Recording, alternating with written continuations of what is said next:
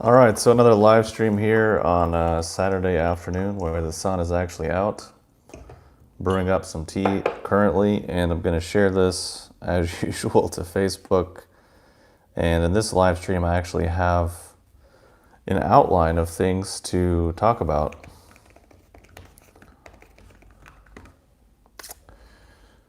So, let's see. Got that posted to Facebook.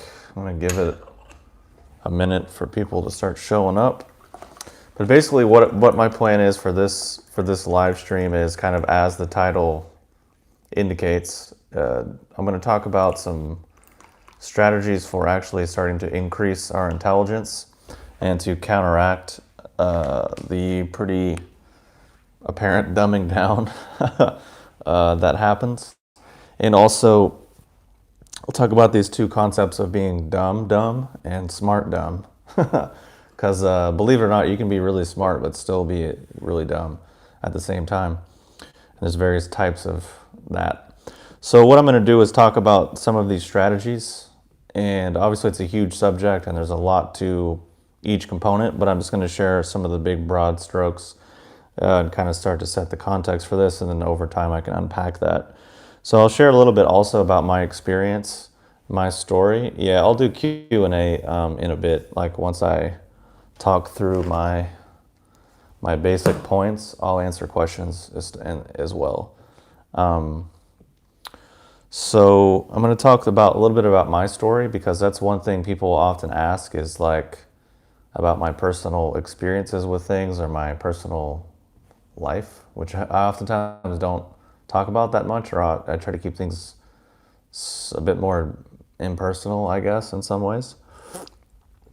So I'll talk about that and then share my experiences and things that I actually did and things that I wish I would have known back then. Because I think if I had the tools and the stuff that are available now, what I tried to do back then would have been probably a lot easier and more efficient. And then obviously I'll give you some actual strategies and things that you can start doing and kind of start applying into your life to increase your intelligence, become actually smarter and more free and flexible, and not just be dumb, and then not just be smart dumb. And it's a really relevant thing because we are getting more and more information coming at us all the time. And information's cool, I guess, but it's really a matter of what you actually do with it and how you can process through the garbage and find actually useful, valuable information. Because information inherently is kind of worthless unless there's actually a valuable, tangible application for that. So kind of the way a lot of things work in our world is quantity over quality. And we're all conditioned with this mindset, and people treat their intellectual endeavors in the same way.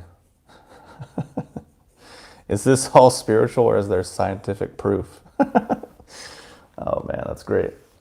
Speaking of smart dumb. So basically it's something that there's really a big need for.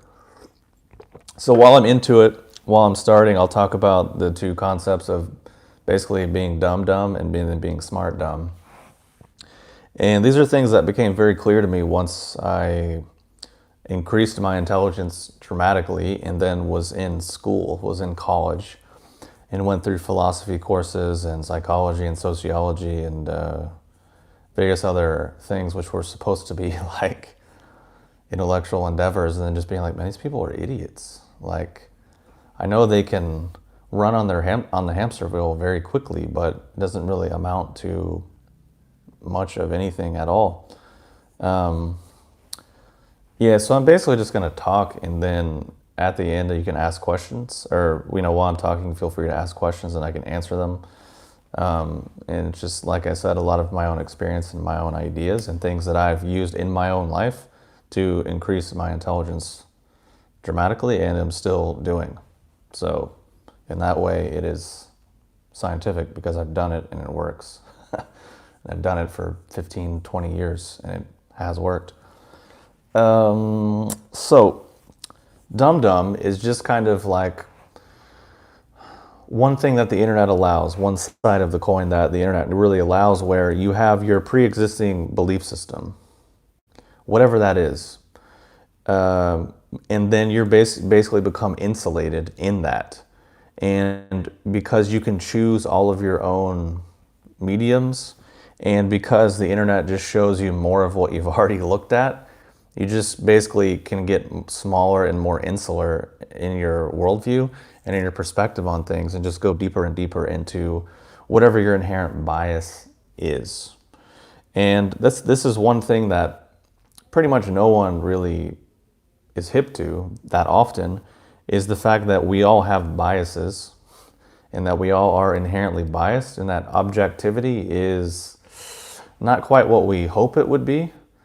Like, basically, in terms of the history of science, people just replace the idea of God with this idea of objectivity. And historically, tracing science back, it's really not that dissimilar to monotheism. But because we had a different bias, and parts of our brain probably, we started to appreciate them more. So we just say, oh, we're going to do basically the same thing in a lot of ways, but we're just going to change our bias. So part of it is actually starting to understand and be aware of those actual things in ourselves, for one, because it's easy to be like, I'm a conservative and the media is liberal, so they're all biased. But I'm not biased because I'm conservative, and obviously my perspective is the right one. It's like, that's pretty dumb. Like, it's not a very intelligent way to be. But this is one side of the coin that we can really live in now. It's HyperNormalization, where you can just become more and more insular in whatever your worldview is, whether it's raw vegan, like sun gazing, or like Rush Limbaugh type person, or deep into Alex Jones, like whatever it is, the internet's just going to keep reflecting that back to you, and you're just going to keep going deeper into it. All the while, it's inherently a pretty masturbatory process. That's one side of it. The other side of it is what I call smart dumb, where you meet a lot of people like this because they're maybe like podcast junkies, or like just sort of new wave kind of intellectuals, where, like, a good example of this is the other day I did or maybe earlier this week, I was doing a live stream, and it was talking about Jordan Peterson, and some person just parroted some critique like, oh, Jordan Peterson is, his inability to recognize the complete corruption of Western civilization is very problematic. It's like, that's just something that people would say when they want to sound smart or intelligent, but actually haven't invested much, if any, time in that endeavor, and are historically uneducated and uninformed, culturally uninformed, and probably just heard someone else say that and was like, that makes sense, I'm going to just repeat that. And so with smart dumb, you get things like this, and then you get people who, you have a conversation with them, and they can very quickly just categorize, oh, that's from this person, oh, this person said that, oh, this from that book, oh, it's from that book. Or you're having a thing and you're trying to express a point, and they can finish your sentences with like quotes or slogans or teachings. So in essence, they eventually just become like able to just repeat slogans and mantras and factoids. And it all appears very smart and very intelligent, but in actuality, there's rarely anything behind it, because all you have to do is just start going and unpacking whatever the statement is, and just going back to all of the assumptions that are behind it, maybe the historical evolution of that idea, the real root cause of that idea, meaning like where it actually comes from. So a good example of this for me personally is, it's very trendy and hip now to, throw around a lot of words from spiritual traditions or Eastern traditions. But rarely, if ever, do anyone actually know what those actually meant in the original context, or perhaps the historical evolution of those ideas. For example, people have this idea that like Buddhism is about being compassionate. It's about being like a nice person and being like a good person. And if you're like nice and compassionate and good, then that's good karma, and then your life gets better. Which is just basically a Christian idea, which says like you're either a sinner or you're saved. And depending on if you follow these rules, you're going to be saved and you're going to get a better life. They're really not that dissimilar, and it's why people are able to just latch onto it so quickly and easily, because that's what they're already programmed with, and they don't even realize it. They haven't even examined their own inherent bias, their own inherent programming. They have no real awareness of it. Or they might just say, oh, well, I'm programmed with the evils of Western civilization. It's just all bad, which is kind of a way to kind of mimic that you're intelligent, but still be really dumb and kind of uninformed and very asleep. So with that idea, people are like, oh, compassion, it's like, it's the number one thing in Buddhism, and you got to be nice, and it's very important. But have they actually studied the historical evolution of that idea? Perhaps maybe that what they think it is actually not what it actually is within the traditions. Maybe it's just a modernization that someone made up at some point. It could be a complete mistranslation, a misappropriation of certain ideas. They're basically just projecting their own nonsense. Or are they aware of perhaps that it maybe took that tradition 600 to 800 years of arguing and debating to decide on what that term is, what it meant, how it used, and whether or not it was actually relevant? No, what people hear is, oh, I should do that because it's good. Sold. Like, I'm on board.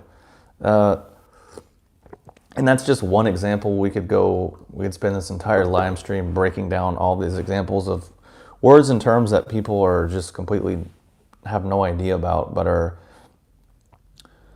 using in a casual sense, not that big of an idea, or not that, who cares? Like, so what? People want to be like cool and trendy and, repeat slogans and repeat things that make them seem morally superior or perhaps spiritually evolved or conscious or some way to medicate their insecurity. But it becomes more problematic when people really intertwine their identity with it, and then it becomes a social political thing, it becomes a social justice thing, or they perhaps dedicate a lot of their time and energy to that thing.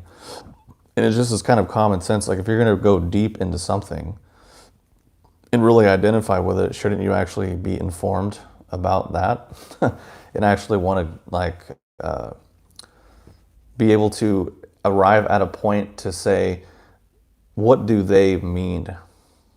What did that actually mean? And what's the whole context from which that arose, contrasted with what I think it means, what I hope it means, what my projections and insecurities are, and all of my biases and baggages that I'm carrying with it. And then actually being able to see each of those things in a perhaps slightly more functional way. Because the biggest thing that I think people really need to get is basically start to really understand that people aren't actually very logical or evolved or advanced. Like, basically, if you really actually start to reflect on your experience and develop the ability to have some self-awareness and self-reflection and modicum of objectivity, eventually it becomes extremely clear and apparent that you're really just operating from your base desires all the time, and the intellectualism, all of the isms, all of these other justifications are just props. Like, even just in terms of like, by the time we have a conscious thought, so much other stuff has already happened. For example, what is it, like 95% or 97% of communication is unconscious? So it's like, and if that's true with other people, it's probably even more so with ourselves. So part of it is people really live in this fantasy of like, I'm an evolved, smart, intelligent, modern human being, and that makes me superior to all of these other things and all of these other people and all of these other groups. And that's not to say that it's bad. It's just to say that that's part of being a human being, part of the subject-object relationship, part of the basic framework of our language and our psychology. And if you're not really aware of it, and you're completely caught up in the fantasy of it, then that's less intelligent, basically, in my opinion. So I kind of already talked about some of the basic things, so I want to be more specific and talk a little bit about actual strategies and things to do to actually start to be more intelligent and more reflective. And the first thing is understanding that people tend to operate more on agree, disagree, or behind that is like an emotional reaction. So like, how does this does this move up my sense of self, or does this move down my sense of self? The vast majority of the time, that's what people are really functioning on. They aren't even hearing what you're saying. They're hearing what they think you're saying and how that relates to their sense of self. So if you validate that, you boost it up, you agree with it, oh, I like that. And then if you're on the flip side of their dialectic, then no, I don't like that, it's very bad. People tend to function in that way, versus what is more intelligent is actually focusing on understanding. Because you can have the whole I agree, I disagree, this is how I feel, of course, it's part of being a person. And then going a step further, do I actually understand what they're saying? Do I actually understand what they mean?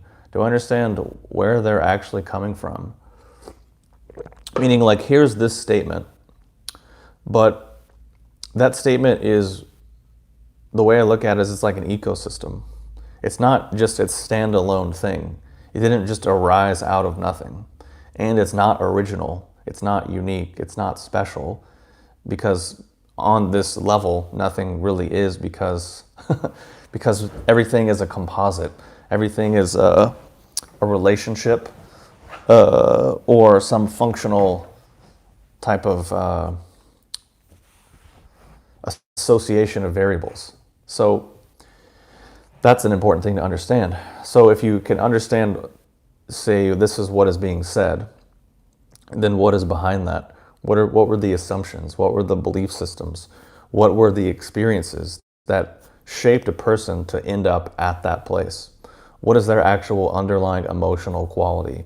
And how does that relate to their self-image and their whole worldview? And you can get very specific with these things. And if you really listen to people, you can really, it's all there.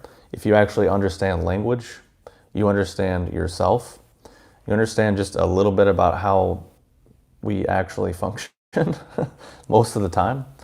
It's not terribly difficult. It just takes time and effort and a continual process of being willing to admit that you're stupid or you don't know, and being willing to acknowledge that, admit that, and be able to grow.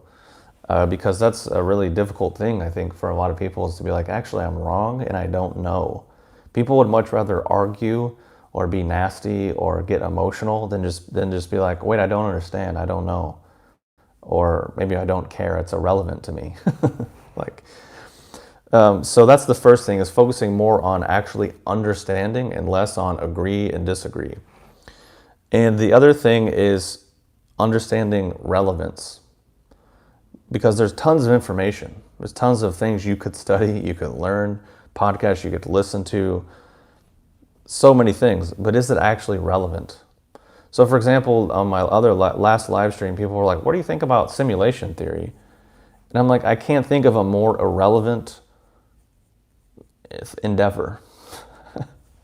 And then even people are like, what do you think about flat Earth? Completely irrelevant. Makes literally no difference. Like, so many things that people are so emotionally invested in, they're spending so much time and energy into. It's like, who really cares? Meaning, if you've taken the time to define these things are important and valuable and meaningful in my life, these are my goals, these are my objectives, is this thing relevant to any of those things? If it's not, then why is it even there? Why are you even wasting your time and energy on that? And if you're not yet able to ascertain whether or not something's relevant, then you probably need to define those other characteristics and then start to be able to see that. So first thing, focus more on understanding versus I agree, I disagree.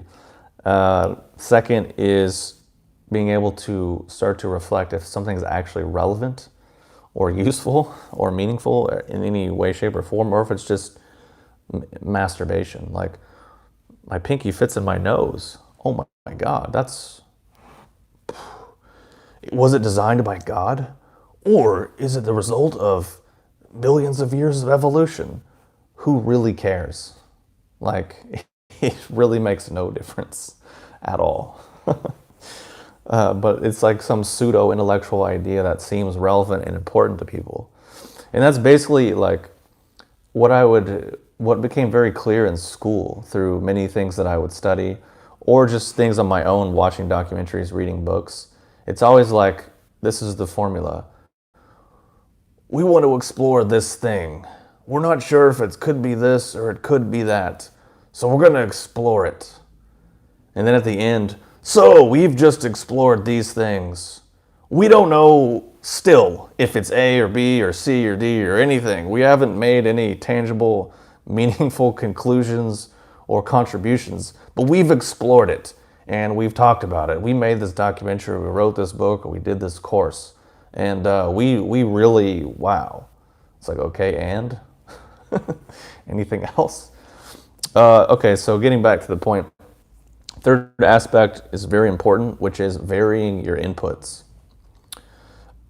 Meaning, as I mentioned before, what we're able to do now is whatever our existing bias and prejudice and our conditioning is, whether it's Rush Limbaugh, like conservative person, or like Alex Jones, whatever, or like Joe Roganite, or like raw vegan fruitarian sun gazer.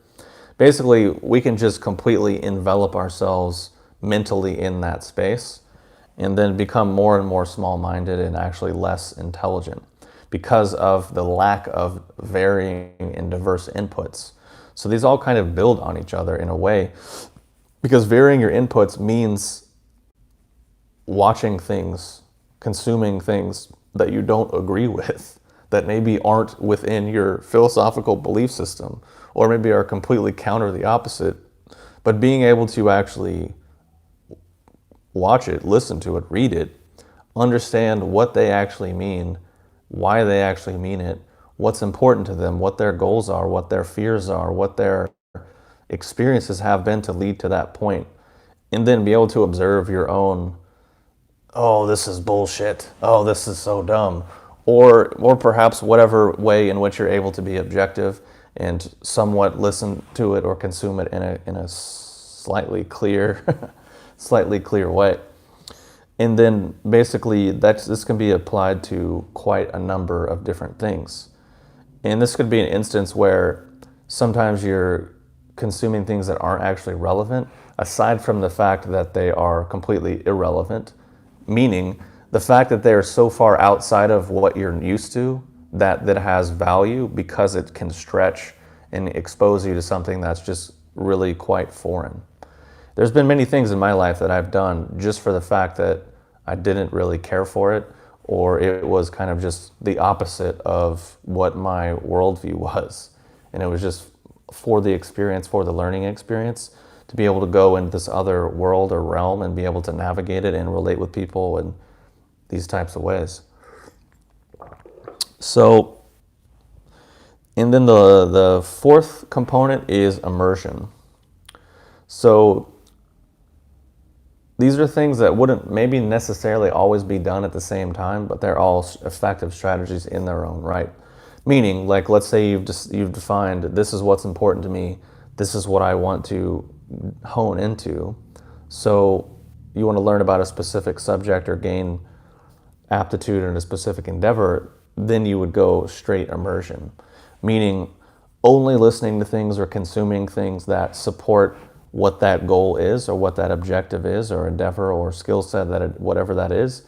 And then the other side of that is, does this person have what I want to have? Have they done what I want to do? I.e., is it relevant? Okay. Meaning, like, if you're going to get into business and you're learning business from people who don't have a business, probably not the best idea. Or you're learning business from people whose only business is teaching people about business. That's a little bit dodgy too. It's like, how did you learn all these business strategies? Well, you showed up and you bought my course, didn't you? So obviously it works. It's like, that's a little bit redundant, but that's a lot of that industry as well. It's like, do you have any other business outside of this? Nope. I just made my whole life teaching people how they can make a living, teaching other people how to make a living. It's like, okay. So it's basically, does this person have what I want, or have they been where I want to go? Okay, it's relevant, so then you can go into deep periods of immersion. And these are all things that I've done myself and still do, and they all work. Because part of it is just understanding how your subconscious works in a way. In many ways, it's what you put in is what you get out. If garbage goes in, you get garbage out. So hence why you need to change your inputs.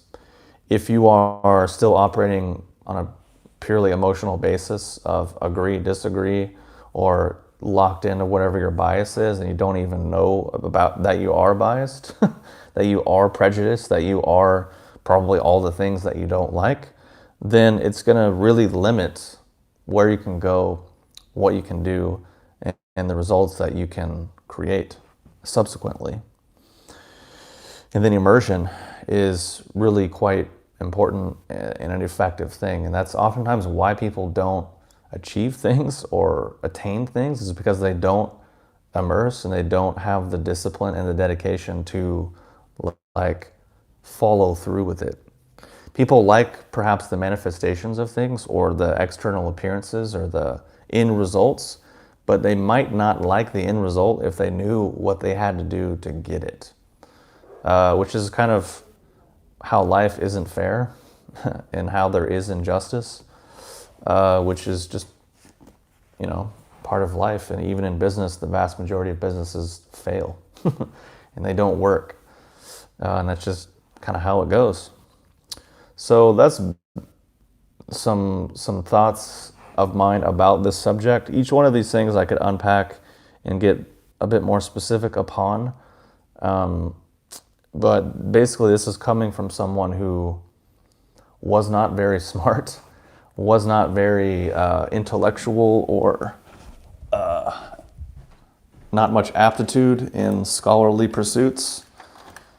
Close those blinds a little bit. Hopefully that helps. Like basically, I hated high school and hated college. I hated school in general from day one. I remember going to kindergarten and hating it. And then being like, well, I guess I got 16 more years or 12 years of this shit. But basically, my first semester of college, even in high school, my grades were bad. They weren't very good because I didn't care, and I thought it was all kind of boring and stupid. And then I went to college for a year, and my grades were so bad that I went on academic probation. And at that time, I think I'd read some interview or some article with some band, right? And they were talking about how they got started or what their philosophy was. And their idea was like, follow things that are exciting or inspiring. And I'd never heard that idea before. That seemed like a really foreign concept for someone growing up in the Midwest, where pretty much everyone's quite miserable or just content to follow the status quo or, whatever, just stay in line or in some boring, uninspired, unimaginative type of life, or at least to me, that's how it seemed. So I heard this idea and I was like, what actually is inspiring and exciting? So then I said, okay, well, now I've found some things that are exciting and inspiring. So I just went deep into all of those things and got really, really down into philosophy, psychology, various religious and spiritual texts. I went to a yoga ashram, spent like a week there, and started playing music and just went deep into all of those things because I was like, everything else seems kind of dumb, and this is what interests me right now, so I'm just going to go into it. And then eventually I went into one thing, and that led to other things and led to other things. Because what happens is, or what I would do is, let's say I would read someone's book, and I'm like, I like these like 5 ideas that they have, but those ideas aren't theirs usually, because that person was influenced by other people. So I'd be like, who were they influenced by? Let me read those books. Who were they influenced by? Let me read those books. And then eventually you just can take ideas and then trace them all the way back.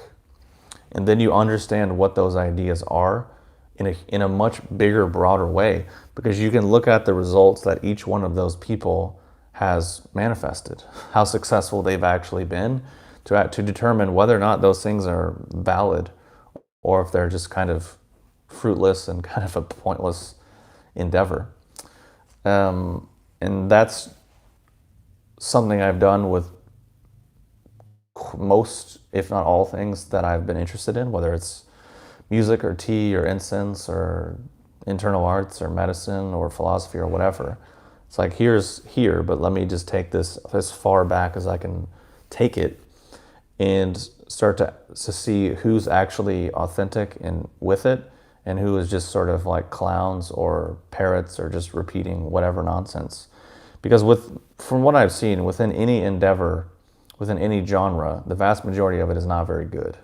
Like, in my opinion, what I deem as quality tends to be a bit more rare and a bit more difficult to find. It just seems to be how it works. I mean, so what I would do back in those days, because I wasn't very intelligent, and even though I was attracted to these things, I sucked. I was not good at music. I was terrible. I didn't understand any of these ideas from any of these books, which I also should add in that I was reading books about physics and chemistry and mathematics, in Western philosophy, and just pretty much anything I get my hands on, because I worked at a library at that time, that means I was just reading like 4 hours a day every day is what that meant. So I had that luxury. So what I would do in those days is smoke weed a little bit, because when I first started smoking marijuana or cannabis weed was like in high school, and I would just get super high and just kind of feel like an idiot, and do stupid shit like, oh, I'm gonna eat like 12 Oreo ice cream sandwiches, which is just kind of dumb stuff you do when you're really upset and angry and depressed in high school. But then at some point something flipped, where some part of my brain was like, wait a minute, something turned on. So then I went from like a social pothead to a reclusive, like micro-dosing is effectively what I was doing.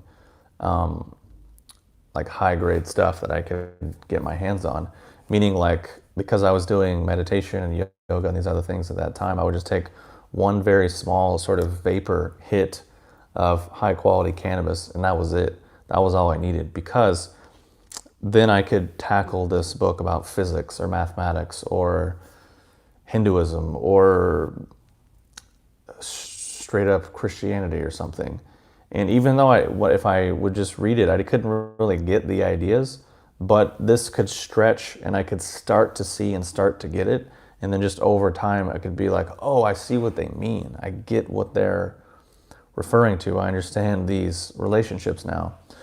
But then eventually I got hip to reishi mushroom and cacao and like blue-green algae and, superfoods and tonic herbs. And that was the end of the end of cannabis, because I was like, cannabis is a joke, man. Like, give me reishi and cacao, I'm set.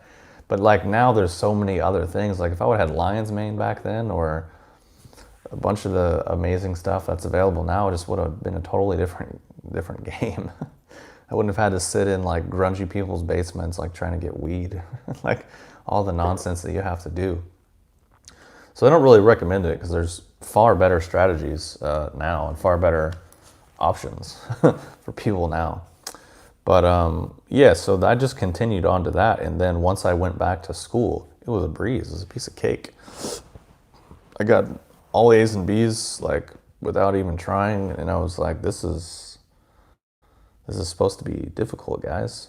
Like, this is like not a challenge, because I'd widened my perspective so much that I could just go into the class, understand pretty much exactly where the professor was at in terms of their belief system, because I'd also studied NLP and hypnosis, so I understood language in modeling and meta modeling and all of these nuanced parts and studies that are included in NLP. So it was very easy to go into a class, speak at a high level to the professor, write papers at a high level, but like not really give a shit about the actual study, because again, it just is the same old ridiculous formula.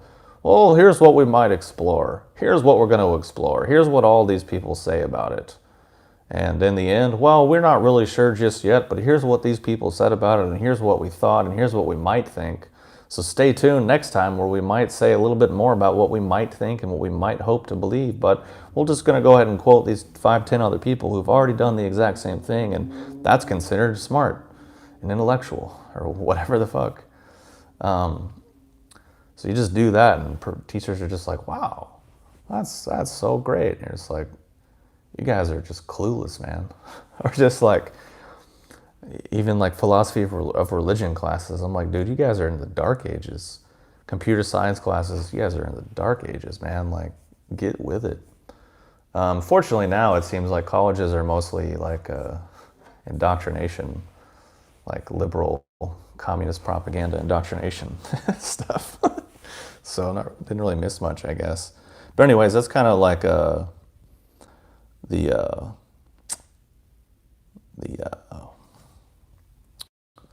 gist of what I had to say. So that's basically everything on my list that I had kind of in my head for this thing. So I'm going to answer some questions now before they get like pushed off, so I can't see them anymore. So the first question is, how do you talk so long without losing your train of thought? Honestly, it's not a difficult thing for me to do. How? I'm not really sure. It's just basically one day something in my brain turned on. And now I have to like dial it in and sometimes try to turn it off because it gets to be a bit annoying sometimes. But I can tell you the story of exactly when that turned on, which was towards the end of college. And at that time, I was like doing a lot of cacao. And I remember one of my professors, Chinese philosophy professor, had invited me and a few friends out to her house. Cacao is like raw chocolate. So like, if you just Google like David Wolf raw chocolate, and you'll get the whole thing. But basically, it's just chocolate that is in its least prepared type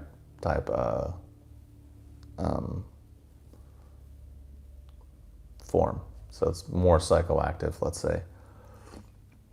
So I was doing lots of raw cacao and had read tons of books and done a lot of research on it. And I was at my professor's house, and at some point, someone mentioned it. And then I just went on this like hour-long spiel where I just started from the beginning. Just brought us all the way up to modern times, and just took everything that was in here and just laid it out in a somewhat clear way.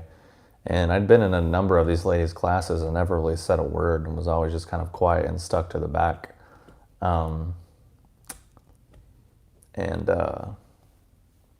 She was just like, what the hell just happened? Like, I don't know, it just happened. But that was when whatever that is just turned on. And then at that point, I could pretty much talk infinitely about whatever, anything. But it just gets tiresome, so I don't really like to do it very much.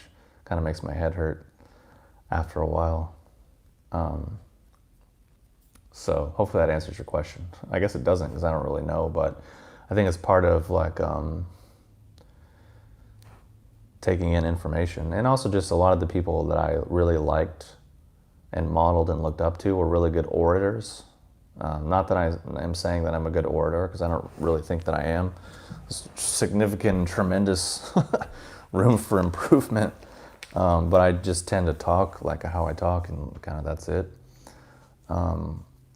So let me see. Hopefully that answers that question.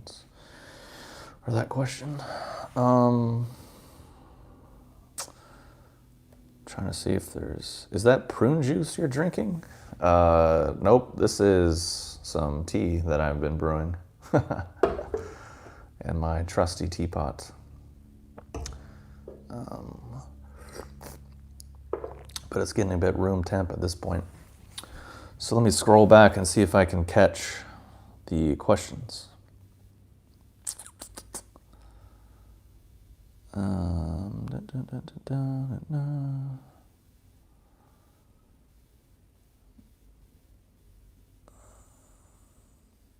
Making nopal cactus juice. What does TCM say about eating cacti? No idea. Probably Google it. Like, no clue. Do you have any videos about flow / wu wei / non-doing? Well, those are all kind of different things. Wu wei is not something you can actually do.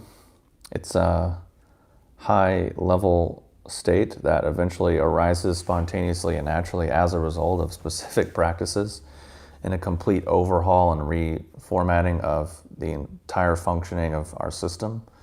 It's not something you can do because it's just not what it is. And I'm speaking from like not pop Taoism. Like anything that's Taoism that's popular, you can pretty much just assume is incorrect, because it is, basically. But like being in a flow state, that's a different thing. Being in a flow state is not wu wei. It's not non-doing. It's being in a flow state. Like, they're very different things. Being in a flow state is just basically like being focused, being immersed in what you're doing, and not basically being caught up in anxiety or thinking about thinking or thinking about doing. You're actually just doing and acting. So but I probably have videos on it, to be honest, on my channel. I mean, it's like 700, so it's probably something on there. Will you do a very brief recap, because I came in late? Basically, I said focus more on understanding and less on agree, disagree, or how does it make me feel. Focus on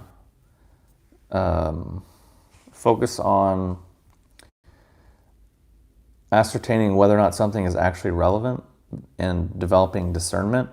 Relevant meaning this is what's important to me, this is what my goals are, this is what my objectives are, and is this thing relevant to that? If it isn't, why is it there?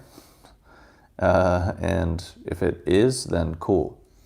So that's an important thing, because honestly, the vast majority of intellectual endeavors that I hear and see people doing, I think, are completely irrelevant.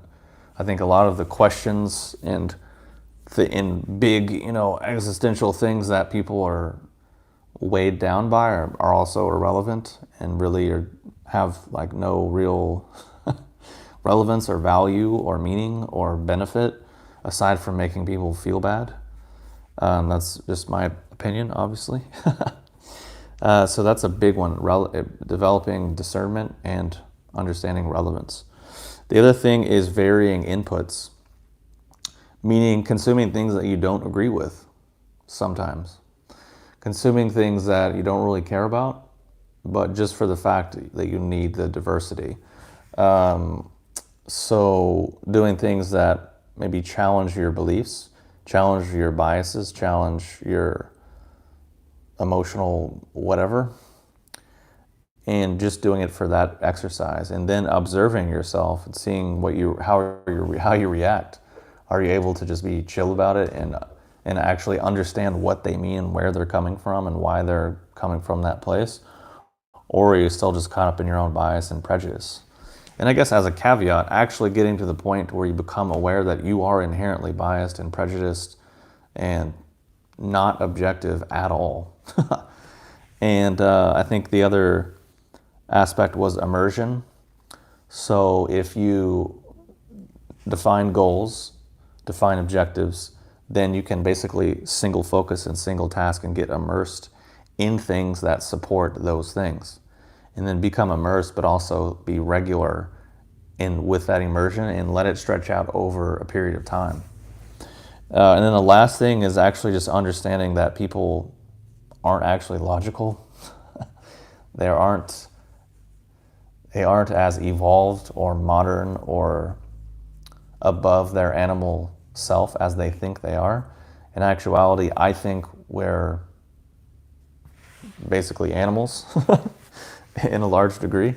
And this is also the perspective of all the Eastern traditions, which is why they exist largely and why they were developed, is like, okay, we're animals, but perhaps we can not be as much. And that basically for a lot of the things that people are doing, they're just compensations or they're just justifications for some emotional agenda or some way in which they're trying to medicate themselves or trying to achieve some goals of value or power or some sense of safety. So generally what we're all running and functioning on. So if you can really get to the level to see through to that depth, you can really have a deep and wide understanding of many different things.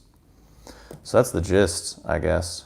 But yeah, this will be uploaded, so you can watch the recording once we're done. It'll go back up. Let's see. I feel effects of Reishi and Goto Kola pretty profoundly. Other stuff like cordyceps or chaga, I hardly notice. Any idea why this might be? Could be a quality thing in terms of the companies you're sourcing from, or it could just be your metabolism. You know, like we all don't like the same foods or the same anything. So, you know, just because an herb is good doesn't mean it's necessarily going to be good for you or it's going to do much for you. But the flip side is maybe it is doing something for you, but you just don't feel it. You know what I mean? Like not every herb is going to be register a feeling tangible response in the way that you might hope. So it could be those factors. It kind of just depends on, like, again, what your goals are and what you're trying to get accomplished. Next question, could you talk more about blue-green algae and reishi mushrooms? So blue-green algae, if we're talking about cognition and intelligence, that's a good supplement. But I would go for the extract, so the brain-on extract, that has more of the phenylethylamine component. So for me back in the day, I was doing a lot of blue-green algae, but I haven't really had it in many years, just because I don't know, it's not really that appealing to me anymore. Reishi mushroom, however, is much more appealing and I think can have much stronger effects on the mind. And for some people can have like a spiritual quality to it, or give them feelings that they put in that category of feeling. So in terms of increasing intelligence, I think Reishi's got to be in there with lion's mane as well. And that was definitely my own experience and still is my experience, still taking Reishi like 15 years later. So it's also not even touching upon Reishi's profound impact on the immune system. So those are kind of the general broad strokes about those items. If you want to know more or something more specific, then ask me a more specific question and I'll be happy to answer it. Next question is, from a young age, did you know the career path you wanted to go down? Not at all. I still don't know the career path I want to go down. I mean, I knew I hated school pretty much from day one. I knew that. I hated work from day one, which I had my first job, I think I was like 12. I was like waking up at 6 a.m. in this on my summers off from school and like doing yard work and maintenance work in the neighborhood I lived in, which sucked. So I was like, yeah, I'm not on board with this. And then I think I may have even had 2 jobs. I may have done that in the morning, and then in the afternoon or evening I would work at this ice cream shop. And then throughout college, I usually had 2 or 3 jobs at the same time. And even in high school, I worked almost full time in addition to going to high school.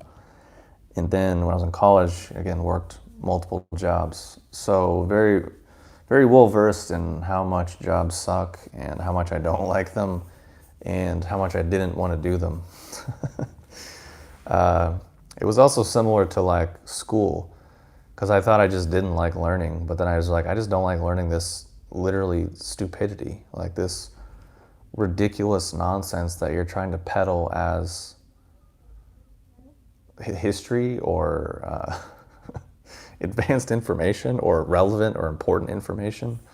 It's just like, it made no sense. I remember one time before I quit college, I was like, wait, so I'm like 60 grand in the hole.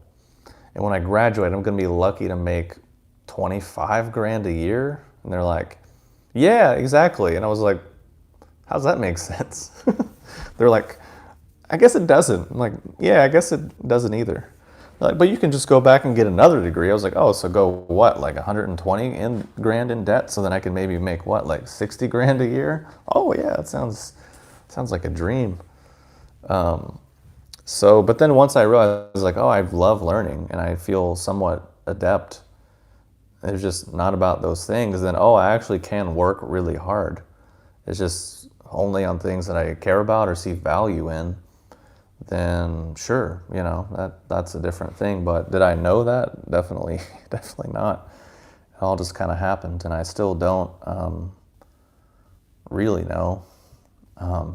Still figuring it out a bit, but I've had this company, Hyperion Herbs, since almost 10 years now. I've had this channel for almost 10 years, so, that's pretty crazy. It doesn't feel like that long, but this year I'm really trying to grow it out, so turn it into a big old company, just because why not? So anyways, hopefully that answers your question. Let's see.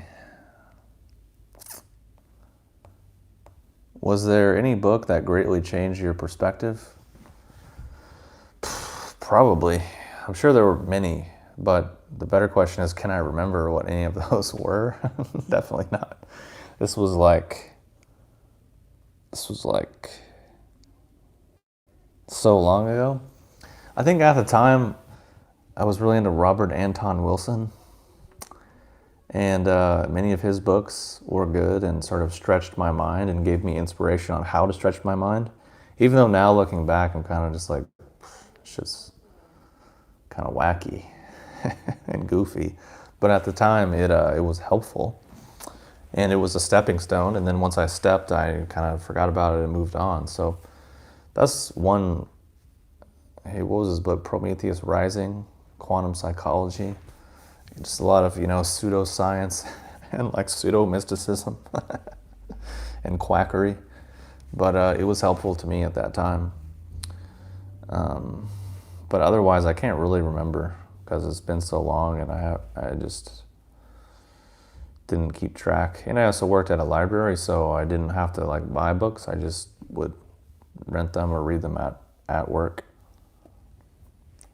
What would you say is the shortcomings of Western philosophy when it comes to understanding the nature of self when compared to Taoism and Buddhist traditions? Honestly, I think the Western understanding of self is, they're not even there yet. It's basically like, that question is like, how would you compare the financial aptitude of a sperm that is is on a crusty napkin in a teenager's bedroom versus Warren Buffett. That's basically what that's basically what those comparisons are. It's like, well, the financial aptitude of Warren Buffett is clearly one of the most wealthy people on the planet. And this sperm cell in this crusty napkin is just, that's pretty much all you need to say. So that's what my opinion is of those comparisons. And I could take it a bit further and be more specific. We could say, what do we think of Western modern people's understanding of Taoism and Buddhism? And I would say it's about that bad. Put it in just as an example. Basically, what people think is spirituality is just all this nonsense that they're aware of. Sensations, beliefs, mundane actions, like I eat green juice, or I'm a positive person, or I do yoga, or drive a Prius, or I wear hemp pants, or I eat plant medicines. Like all these mundane, trivial things. They think like that makes them spiritual. Or they think it's like some belief in oneness or singularity or some idea of karma or some idea of reincarnation or some idea that they're like, oh, that's spiritual, so I'm spiritual, so I have a spiritual life, and all this character stuff becomes developed. And that's in essence what people are really on. Very, very small. Or the other side of it is like health and healing, that's spiritual, or my higher self, that's spiritual, or being the best version of myself, or being nice to people and doing service, and that's spiritual. Literally none of those things are, for two major reasons. The first is pretty much all of the Eastern traditions say from the beginning, anything that you're actually aware of has literally nothing to do with who and what you actually are. So what do people do? Take all of the pre-existing nonsense that they're already aware of and say that that is spiritual and is putting them on a spiritual path or evolving them or growing them or more conscious. So that's a huge contradiction. Just before you even get into it, that's just on the fly, or that's just like starting point. The second is within those traditions, the belief that you have a soul is the biggest sign and symptom of being trapped in samsara. If you were to say, hey, how can we be trapped in samsara forever? Well, how you would start doing that is by believing that you have a soul and being on that whole trip. So if you look at what people are actually doing and what they actually believe, it completely and utterly contradicts what these traditions are actually saying, what they're actually doing, what they've actually ever been about. So just from that, you can say, well, that's just hilarious. But then at the same time, we have to understand that generally what is accessible easily in the modern world is pop Buddhism, pop Taoism, which is not what the traditions actually are. It has nothing to do with what they've actually been up to for thousands of years. They're just pop whatever. Designed and, changed to fit people's biases and fit people's small-mindedness. So another uplifting story to shed the context of this is there was one guy that I was listening to, one of his lectures. This guy was basically one of the people who was on the board that developed the first acupuncture curriculum for all of America. He was on the board. He was one of the dudes. He was there from the very beginning. And he'd been really deeply immersed in the medicine and all of the traditions for quite a long time. Had very high-level, authentic teachers a lot of the time, even though he himself wasn't that great in some ways, but was great in other ways. But the point of this is, he was telling a story about a really famous monk that he knew, who had immigrated to come over to America and had opened like 50 temples or something, all I think on the West Coast or throughout America. But basically, he'd basically opened all these temples. He'd ordained like 20,000 monks or 5,000 monks or something. He ordained a shitload of people as monks, right? So at the end of his life, by all accounts, most people would be like, wow, this guy crushed it. He opened all these temples. He ordained all these practitioners. He really spread the knowledge, especially since he started off like literally with no parents, no family, just living on the street, begging for food. Like, great success. So the guy asks him, says, hey, so, coming up on the end of your life here, and I'm just curious, are you happy with all this great stuff that you've done, with all these great accomplishments? And the guy's like, oh no, not at all.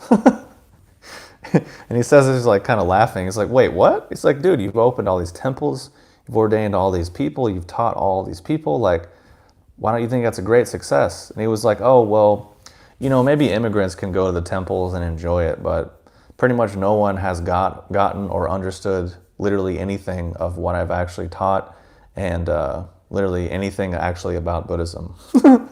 This is what he's saying at the end of his life. He's 50, 60 years in the game.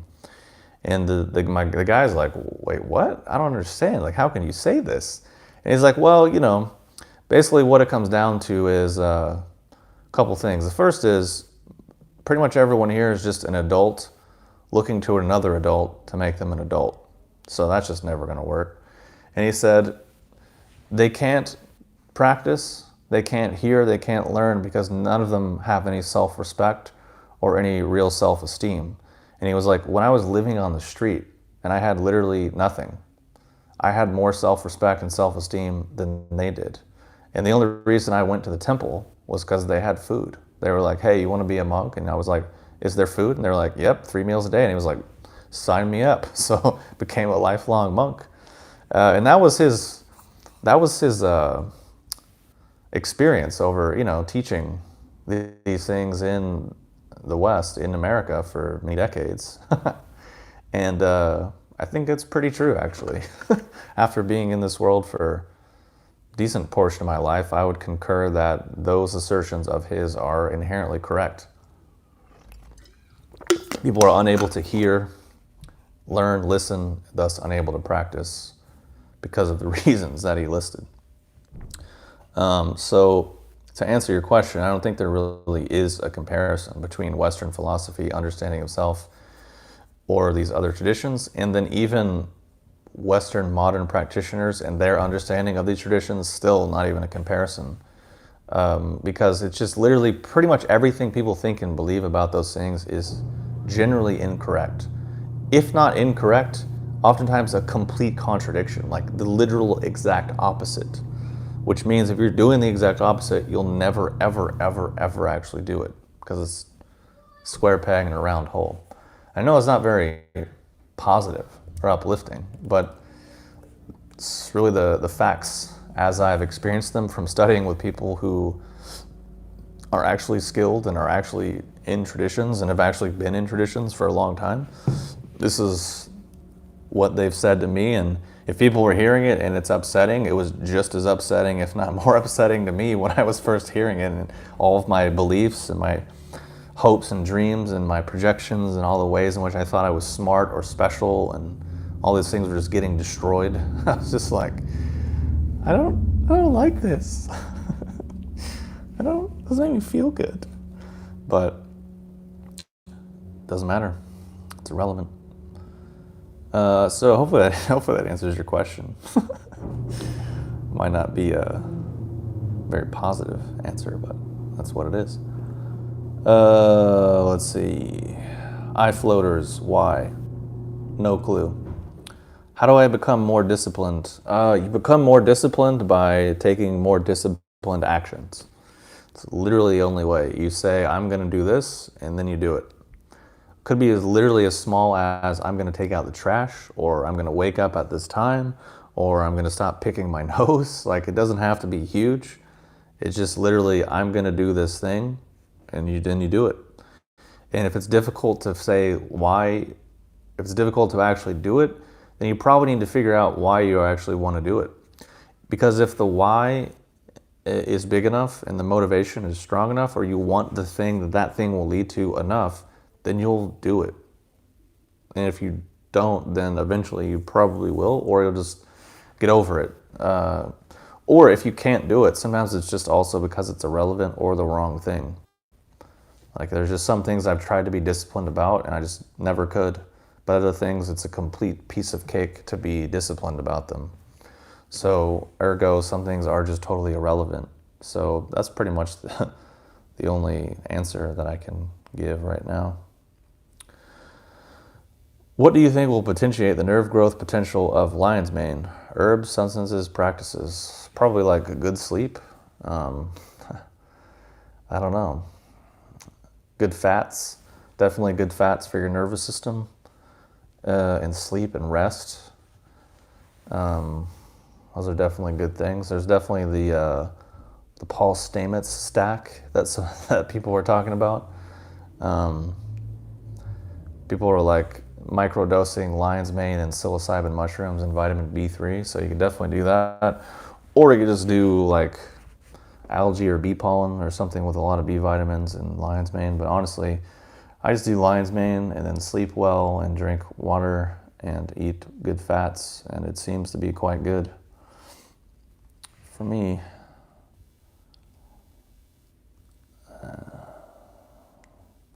What do you think about group meditation versus solo meditation? What are the benefits of each?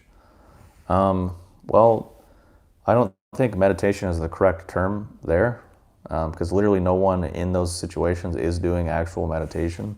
They might be doing a sitting practice. They might be doing some thing sitting, but I wouldn't call that meditation.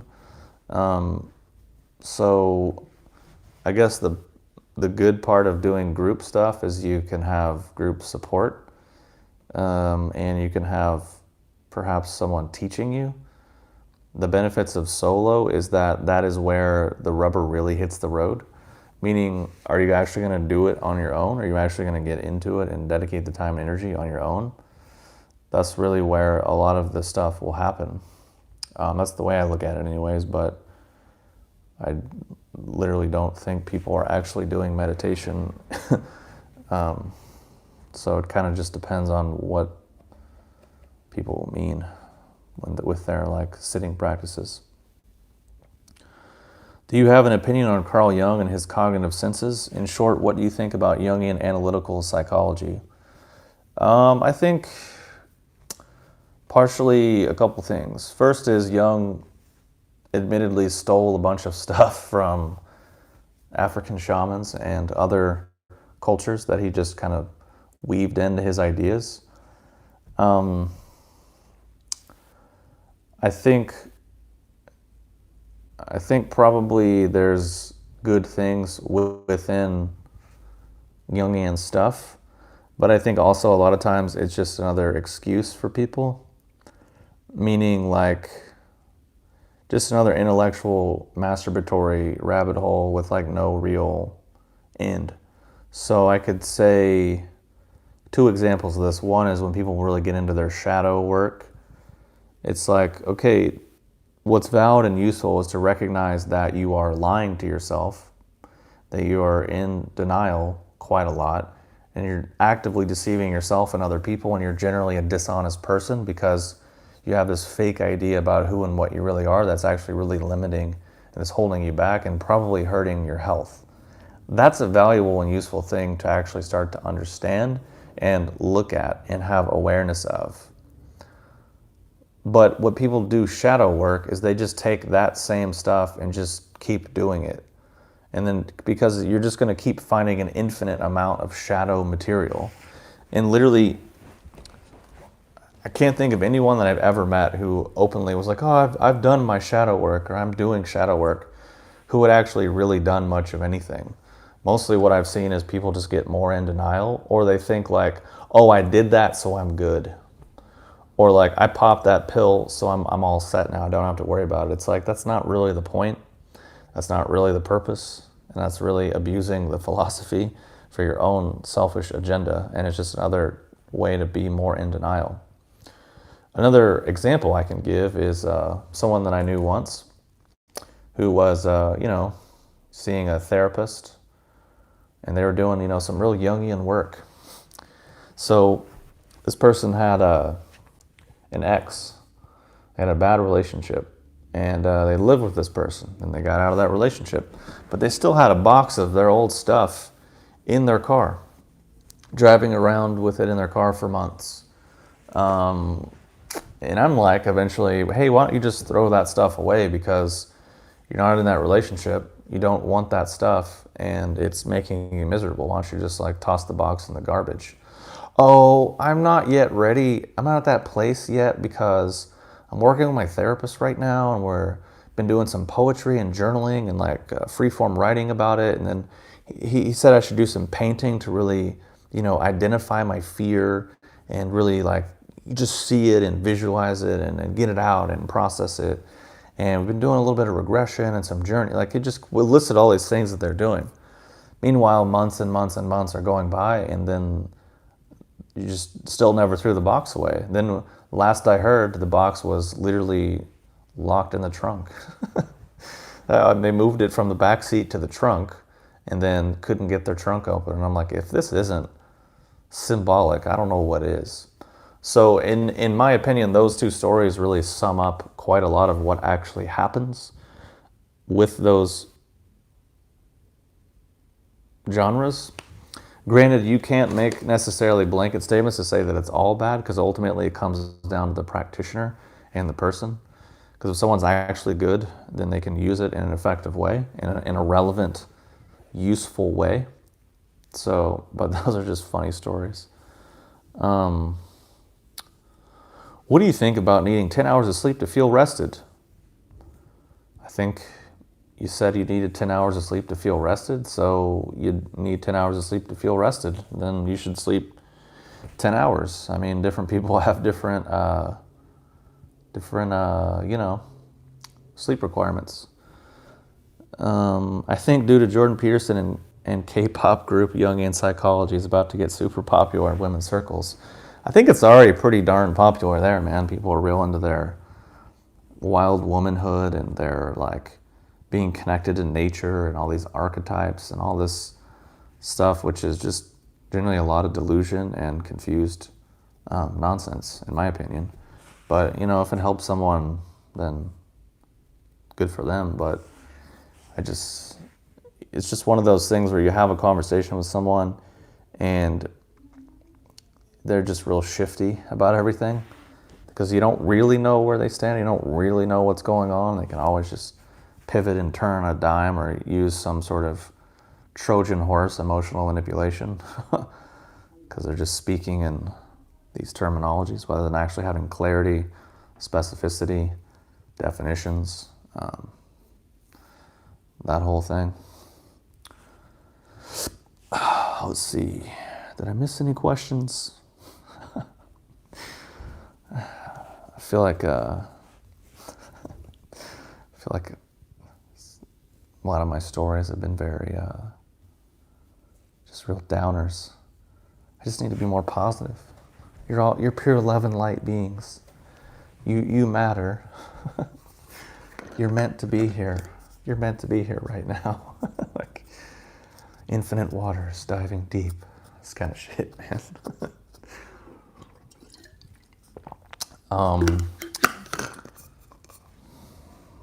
Let's see.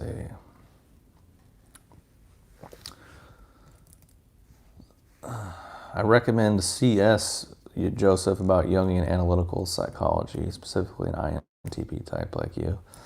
Yeah, I mean, I definitely had my few years in the sun with all the Jungian stuff, and then all the Jungian analysts who started writing their own books, Robert Johnson and Robert Blythe and a bunch of other people. Can you answer my questions about organs?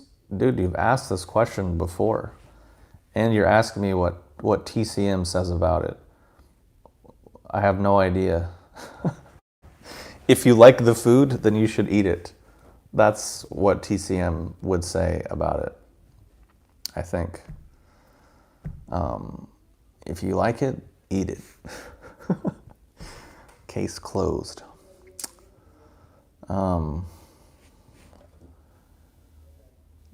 Let's see.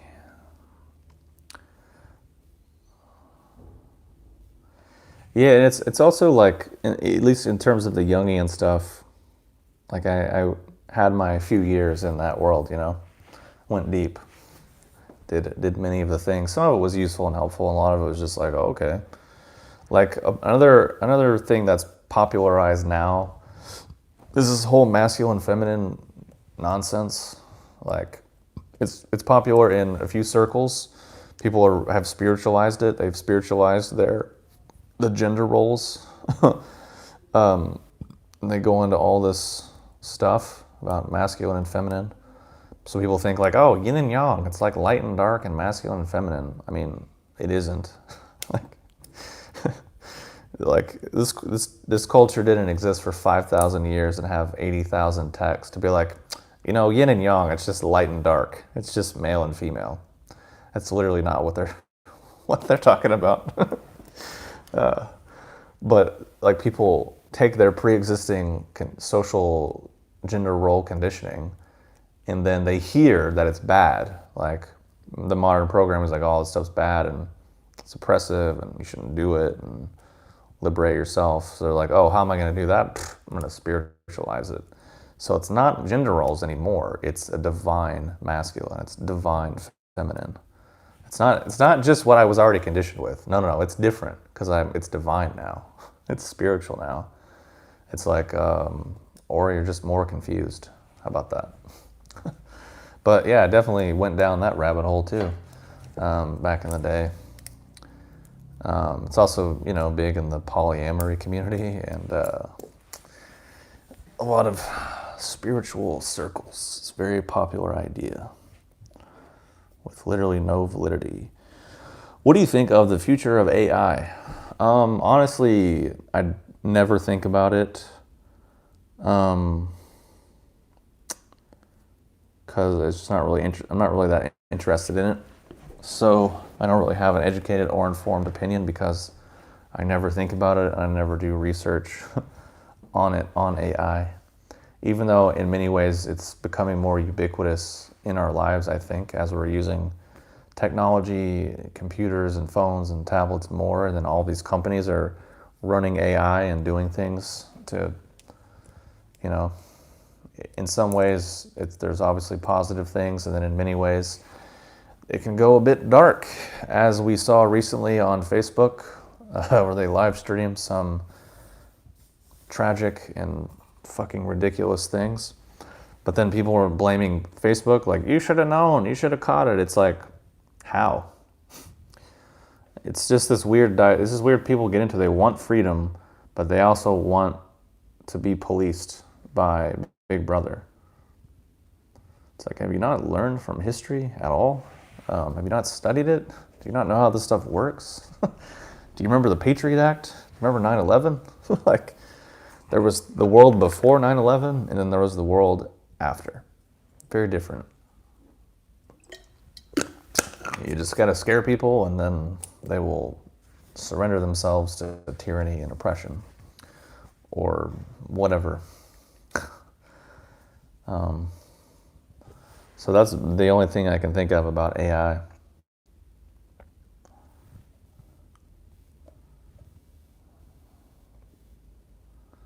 What do you think about immortality?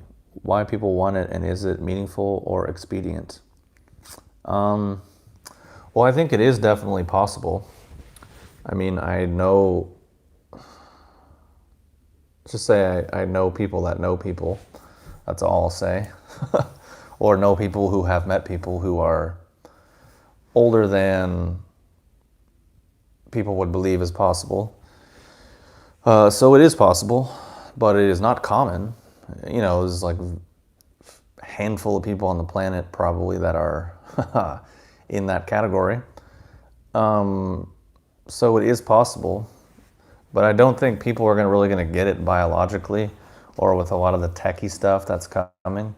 I think if it does come about via those means, it will probably be kind of dystopian and kind of gross. I mean, the world is kind of already getting that way. People are getting a bit less human and a bit more just no one's home, in terms of the widespread consumption of mood-altering drugs and how normal that is now.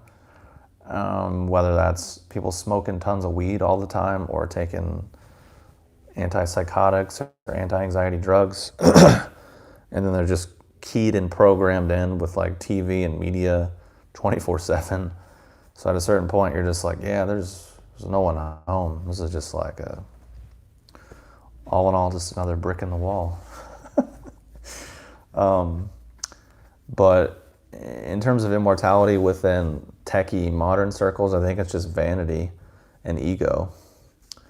Like in terms of the soul, for a lot of people, it's just a way of perceiving their ego as being this thing that it isn't, and that the traditions that they're basing it on have never said that it was. And then basically, yeah, they just want to keep their own nonsense going because they feel that's self-important. When in actuality, part of, I think, growing up is realizing how unimportant you actually are in the larger scheme of things. But that actually takes, I think, a large degree of self-worth and fortitude to be able to admit your own irrelevance and your own unimportance in the grand scheme of things. And also be able to still live your life with vigor and vitality and engagement and importance, even though it actually isn't. So it's just kind of, it just gets a bit complicated in that way, but I have no real interest in it, in the pop. Yeah, transhumanism's kind of dumb. But yeah, I mean, I'm trying to think. For me, I definitely have an interest in prolonging my life via internal training and practices. Basically just so that I can live longer, to train longer, and basically hopefully accomplish enough in this lifetime that I don't have to fucking start over next time or whatever. Like at least maybe make some positive dent in my in my karma. So you need to live a long time to be able to do that. It's not very easy, and also it is risky because if you're gonna tinker with the very mechanics that make up your existence, if you get it wrong, you basically die. I mean, that's it. So it's risky business.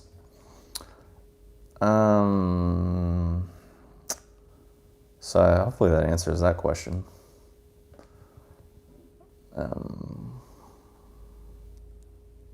Is it ethical to bring new people into this world? I mean, why wouldn't it be? I think honestly the point of life is just reproduction, biologically speaking anyway. So if that's what people are into, then why not just hopefully raise some intelligent, meaningful, constructive kids. Don't just raise some like wussy, like communist, allergenic, anemic kids, because I don't think the world needs any more of those, to be quite honest. What do you think of Global Tea Hut? I mean, I don't really like any of their teas, and I could say some critiquing things about many of their things and their operations, but I think generally what they're doing is awesome. They're making tea accessible to a lot of people. They've made a lot of good information accessible. Their magazines are high quality productions. So in many ways, it's great, but I don't subscribe and I don't drink any of their stuff. And if I were to critique them, I would say they're one of these organizations that takes themselves way too seriously. Like all the misunderstandings and missteps about Eastern spirituality, that's kind of what they're on, and it informs them, I think. And it's just kind of like, that's their own demographic and their own thing. And I applaud what they're doing. I think it's great, but at the same time, it's like, dude, just dial it back a little bit, please. Like, we don't have to capitalize T every time and refer to T as her with a capital H. It's like, let's just chill a little bit, guys.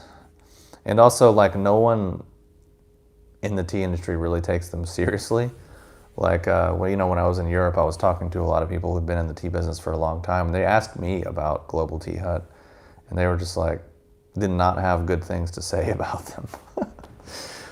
So that's all I'll say about them. I don't want to knock them because generally I think what they're doing's cool. I'm just not really into it. What were the last few documentaries that really made you think or sparked interest in you? There was a documentary about agarwood called The Scent of Heaven. That was pretty good. I'm trying to think of what else. I think I watched some Vice documentaries about... Okay, yeah, so I watched a documentary about this international tourist agency in Ukraine, and basically what they do is they fly in men from all over the world and set them up with opportunities to meet like hundreds of Ukrainian women to eventually, hopefully, find a husband or a wife or something. So I watched a documentary about that. I watched a Vice thing about the love industry in Korea or South Korea, and then a Vice documentary about meth in Bakersfield, California, or somewhere in California. I think I watched some like sports documentaries recently as well. I tend to like documentaries about people that have done cool things, but most documentaries I'm not particularly interested in. But I can't remember, aside from those, what I've watched recently. Let's see. Thoughts on the ethics of veganism. I mean, I was vegan myself for like 3 years, strict, never broke, never veered from the path. I mean, I think in theory it makes sense, and I hope more people go vegan, I guess. But I'm not sure exactly what you mean by the ethics of it, like from what perspective.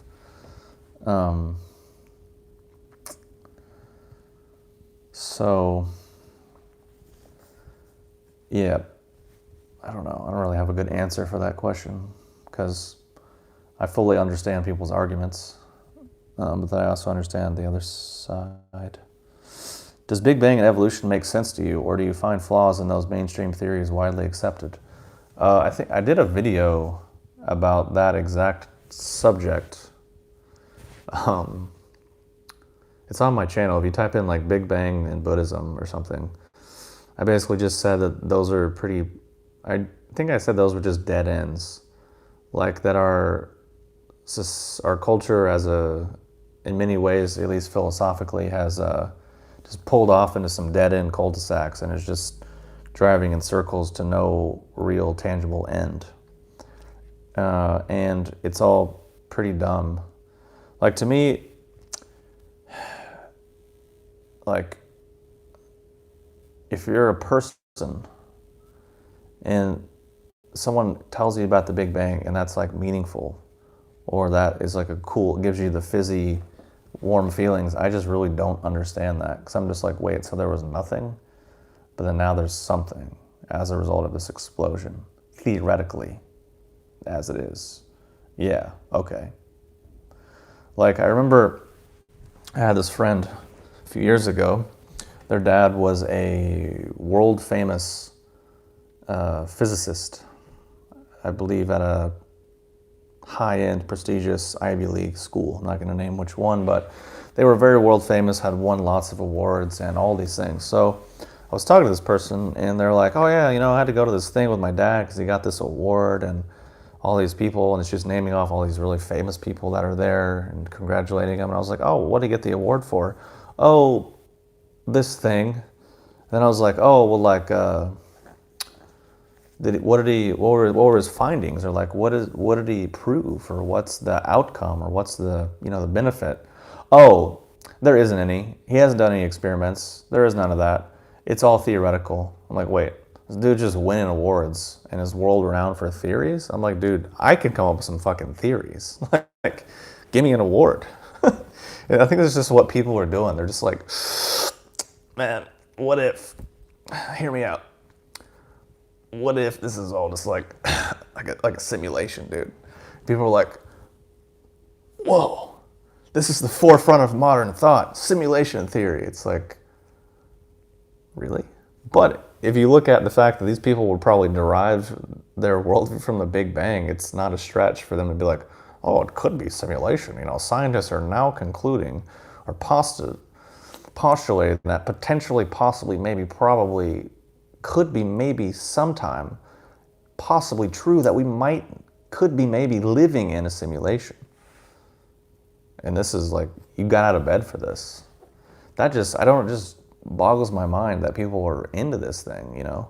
Like, so when people were talking about Big Bang and evolution and all this stuff, I'm just like, so what is wrong with you? Like, is your life that bad? Do you have nothing else going on? So I would, yeah, there it is. There's the video. Big Bang, Personal Empowerment, Buddhism.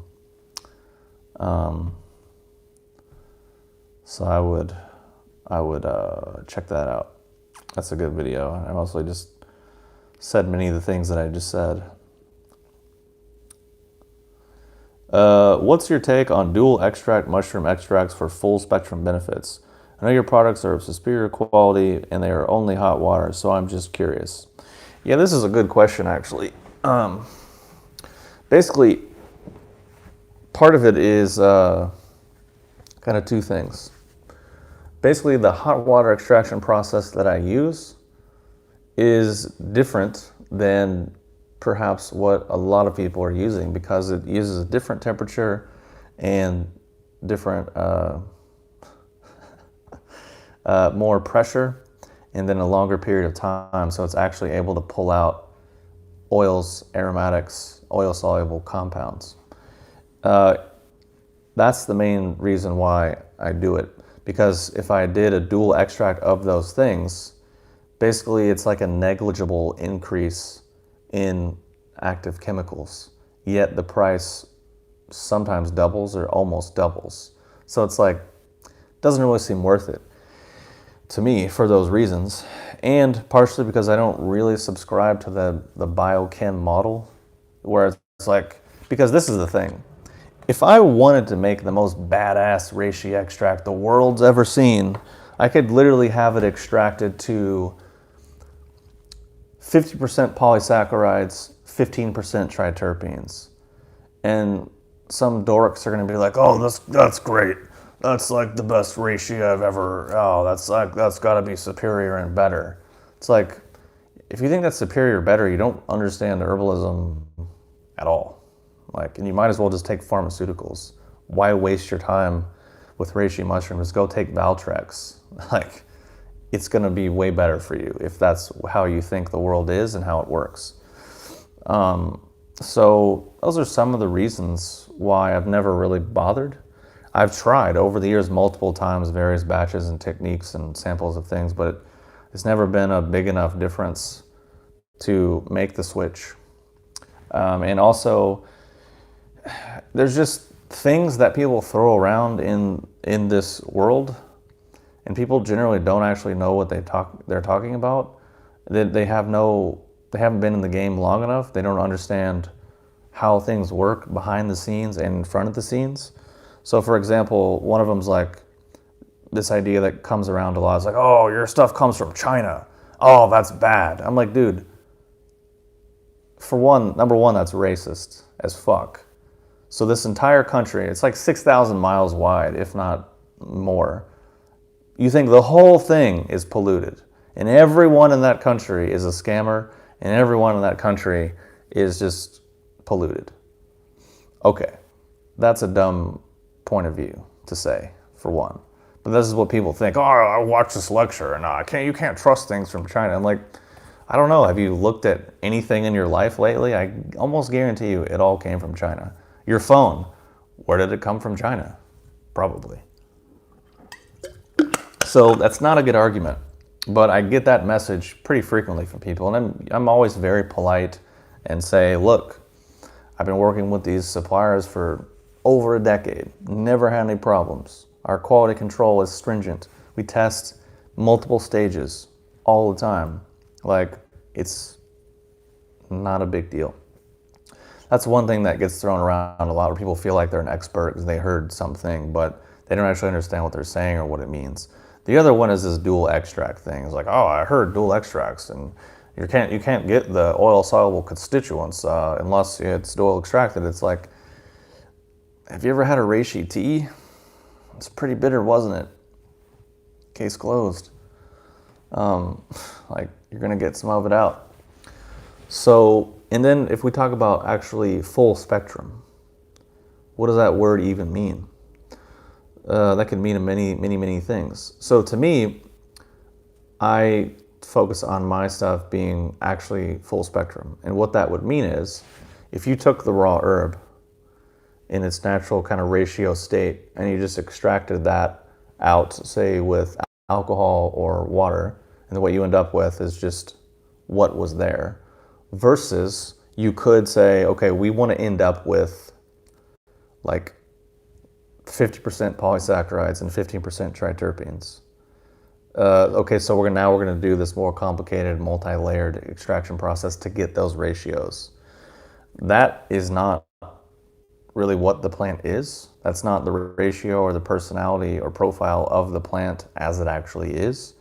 So to me, my ethos is like, reishi is good, so the reishi extract needs to be like reishi, but just more potent, a little bit stronger, a little more available, easier to use, i.e. the concentrated extract powder. Because reishi is good, cordyceps is good, chaga is good.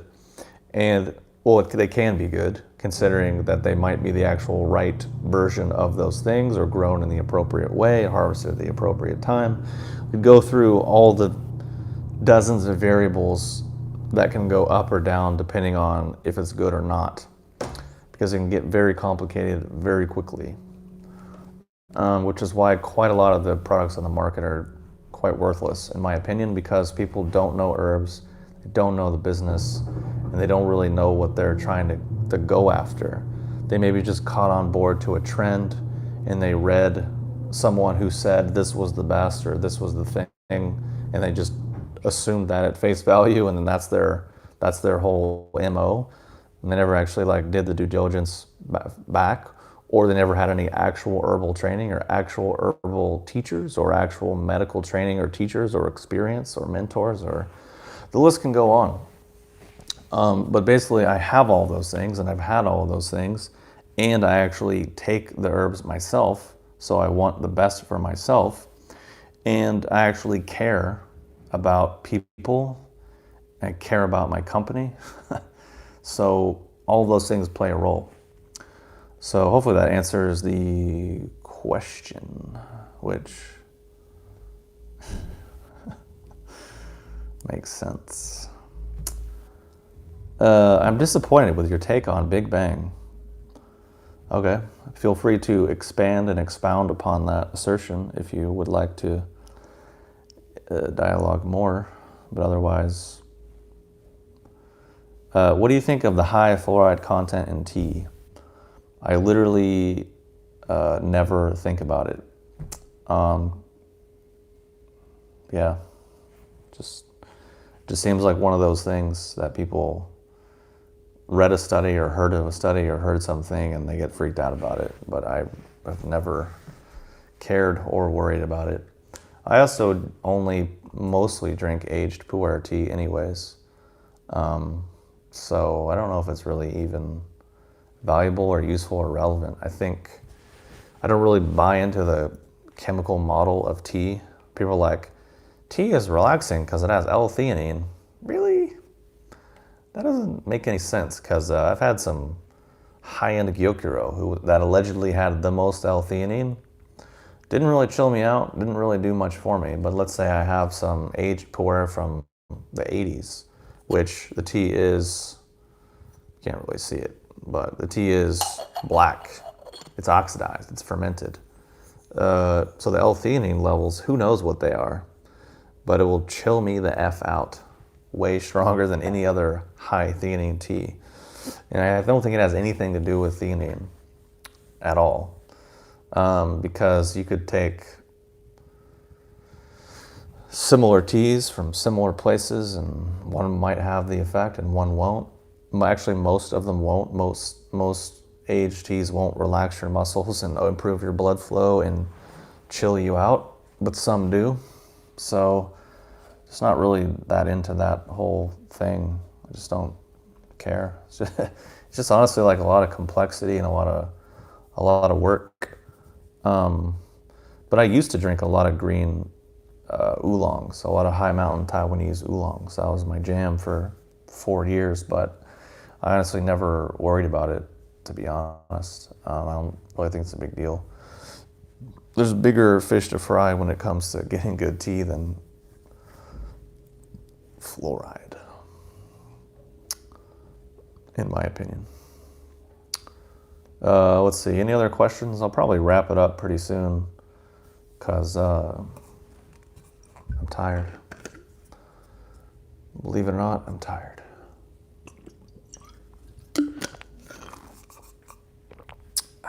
Let's see.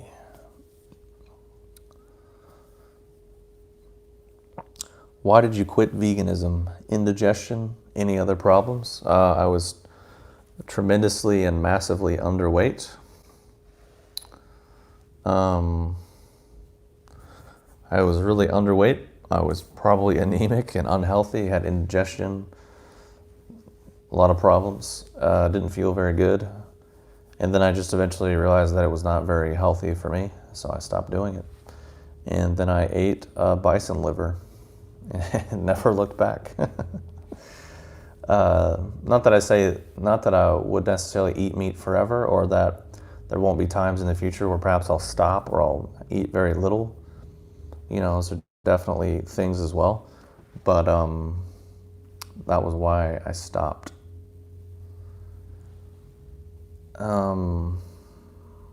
Holy basil almost numbs me.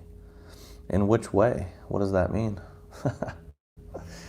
Would you ever consider a mix and match bulk deal for your herbs, like the same price, for instance, like buying 8 ounces of reishi and chaga, still carry over the discount? I mean, if you want to do that, you just have to send me an email and then I'll have to invoice you and give you a discount manually, because to like engineer that on the back end with Shopify is like a fucking nightmare.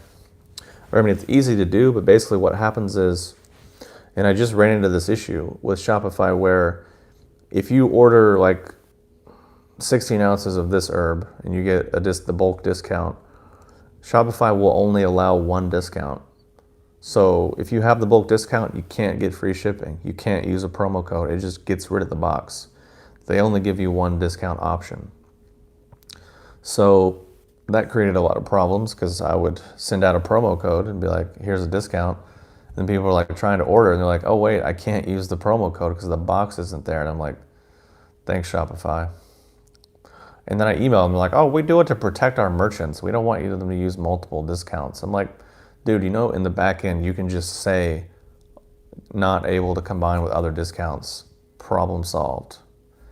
And I was probably a little more explicit and maybe a little rude. Just because I was like, this makes literally no sense. Your argument is not good. Give me the feature. So anyways, I had to do another workaround where I had to create a separate SKU for 16 ounces of each herb, so that it would include the discount in the SKU, so that then people could use other discounts with that. So it's like, and I still have some more work to do with the capsules to be able to do the same thing, because just today I had like 3 emails of people being like, trying to do the promo code, but I can't see it. I'm like, sorry, it's because you probably already have a bulk discount from the bottles or something, and Shopify can't combine it. So send me an email and I'll have to like invoice manually, and then you can give you the discount. What does TCM say about being in the sun / tanning? No idea. Don't overdo it. It depends on your skin type as well. But historically, Chinese people tend to avoid the sun because the whole thing about having dark skin or having a tan means you're poor because you have to work in the sun. So people tend to avoid it. So that's probably what they'd say about it. That happened to me too with veganism. How / why did bison liver heal you? Honestly, it just sounded good at the time. which liver is stereotypically known as being gross, but this just tasted like steak. I think it's just because it was the most nutrient dense cut that I was like, let me get that. So that was, and I didn't like eat it every day. I just bought it, sauteed it up, and ate it that day, and then went about my life. So yeah. Do you sell kilos of lion's mane? I'm trying to megadose every day for the rest of my life. Yeah, if you want kilos, man, we can get you kilos. That's really no problem. We do offer that for some clients who are really heavy hitters. Have you read the Zohar? Nope, I don't know what that is. What's your opinion on Kabbalah and all that secret teachings jam?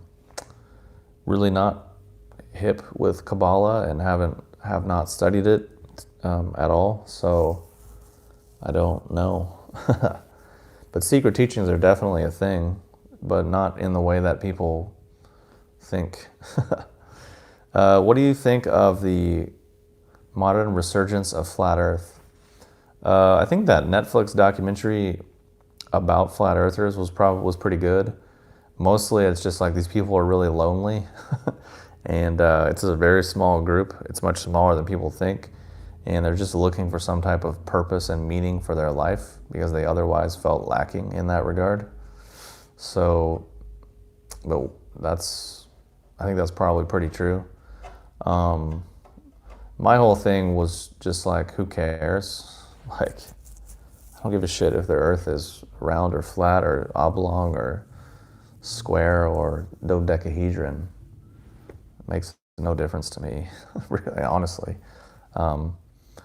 But yeah, I think some of the Instagram accounts of like flat earthers it's hilarious, man.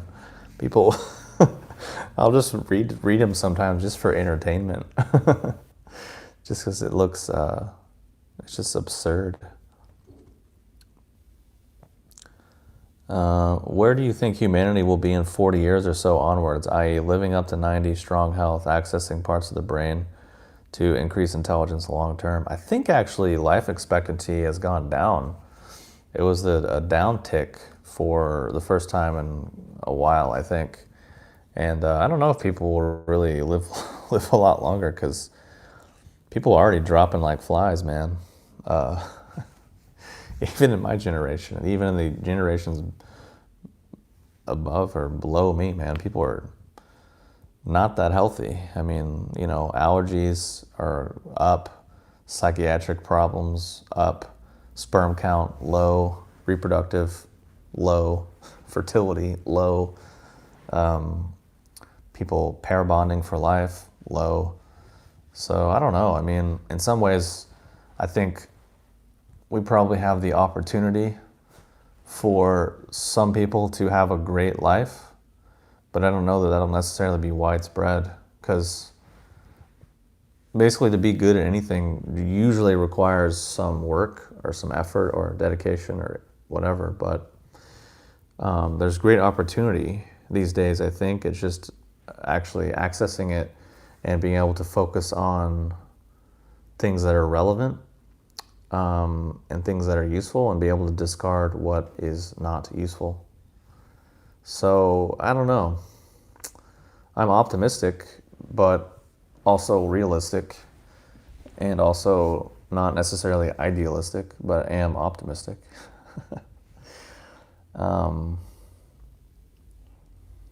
Do you think being poor is immoral?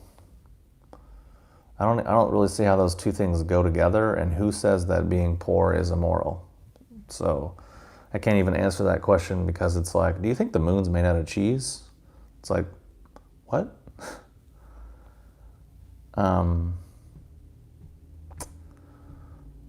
What secret teachings are actually legit? I mean, share a little of that knowledge. Well, if I told you, it wouldn't be secret, would it?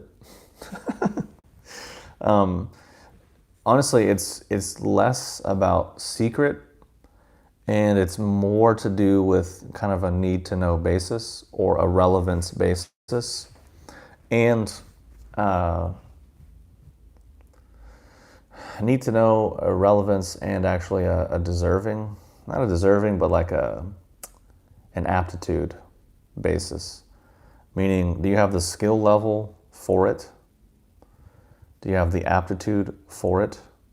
Is it the right teaching for you at that time based on your level of development through a specific linear process?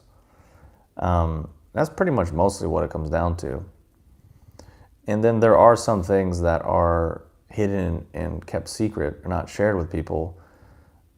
But the thing is, even if you shared it with people, it a lot of times won't make any difference at all because they don't have any of the pre-existing knowledge or framework for it to have any relevance or potency at all. So it kind of is a little different than people think. But if people are like, all paths lead up the same mountain, that's literally not true. Many traditions mean exactly or very different things. They might use the same word. They might say enlightenment or immortality or spirituality, but they mean diametrically different things. There are very many mountains and very many paths up very many different mountains. To say that they're all the same is just indicating your right brain is probably functioning really well and you're able to do pattern recognition and cross-reference things, but it doesn't necessarily mean anything more than that sometimes. Kind of depends on the tradition that we're talking about and then what the goals are and then also the person. But a lot of it is just like whatever a person's level. And that's why things are secret. And generally, people's level is not that it's not good, it's just non-existent. There's just nothing there. So hence, what's available is just safe, easily digested nonsense that kind of keeps people, it's just kind of like baby toys. Makes a cool sound, it looks cool, it's entertaining, and that's just mostly what is, that's just what's available for people. And the idea that authentic, real teaching should be widely available and easily accessible has never been true. No tradition has ever thought that.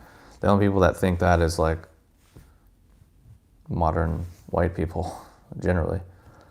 They came up with that idea, and subsequently things started to tank as a result.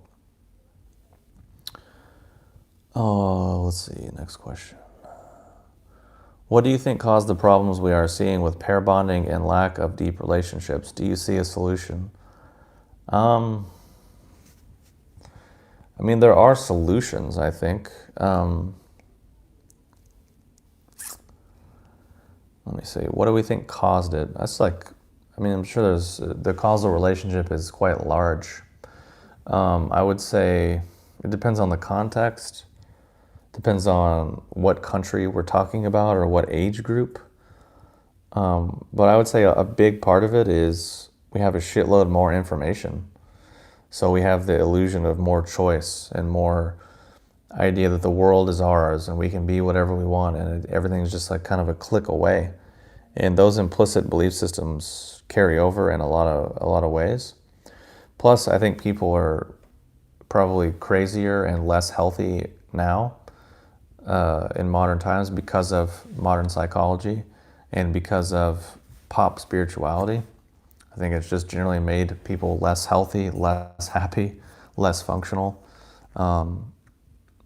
It just, yeah, I think that's probably a lot of it.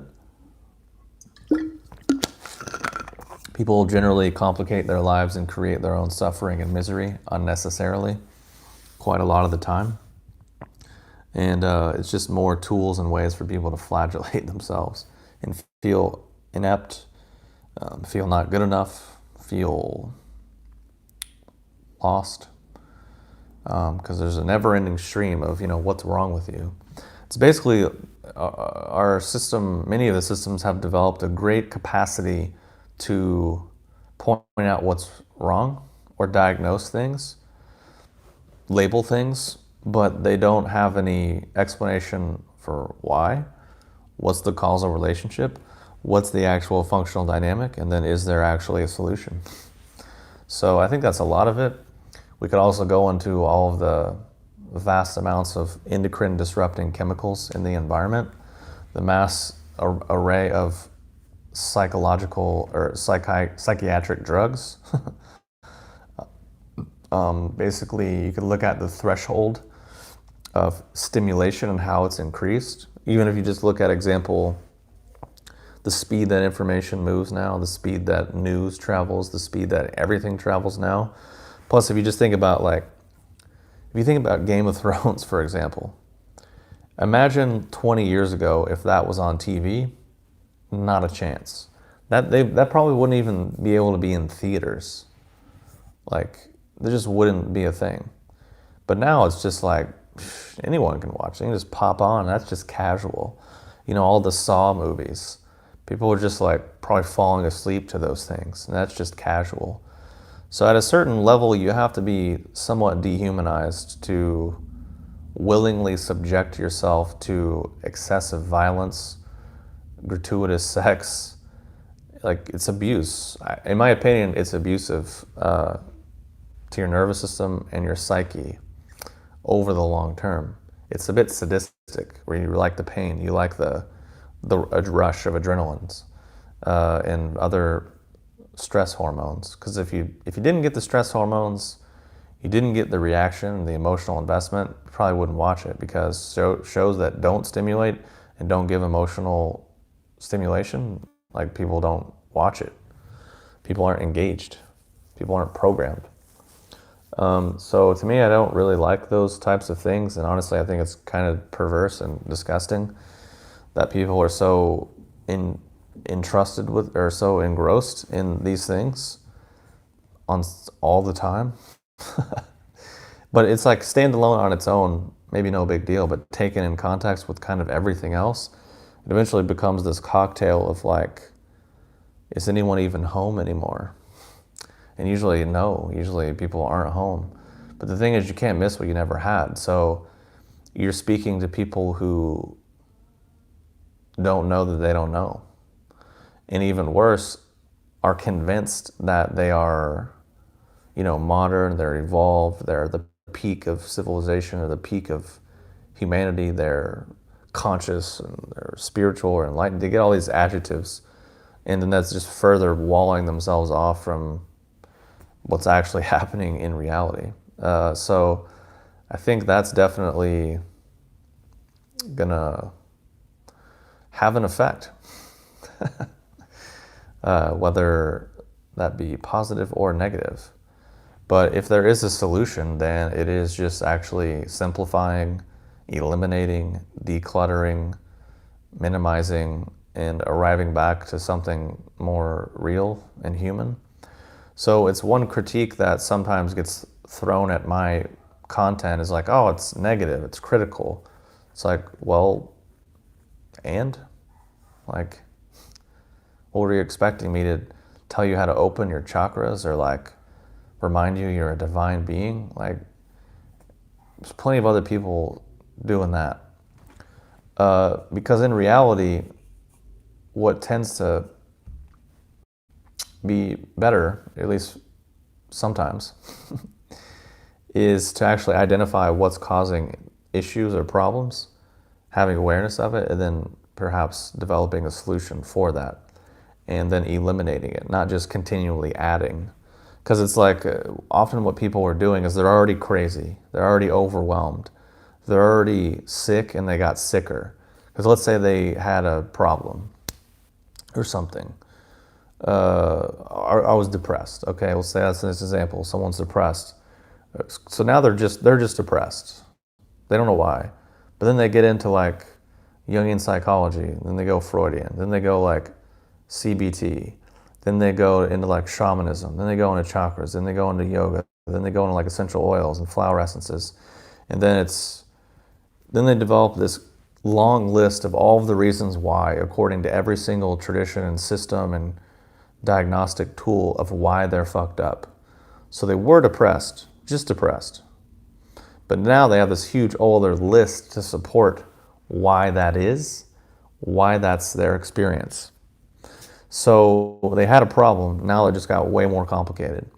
And then they probably developed all these other sub-beliefs. Oh, I'm not depressed. I'm just a highly sensitive person. Oh, I'm a spiritual being. And I'm just like, I'm on this earth plane. So that's like a problem. And or my chakra's fucked up. And that's why I have this issue.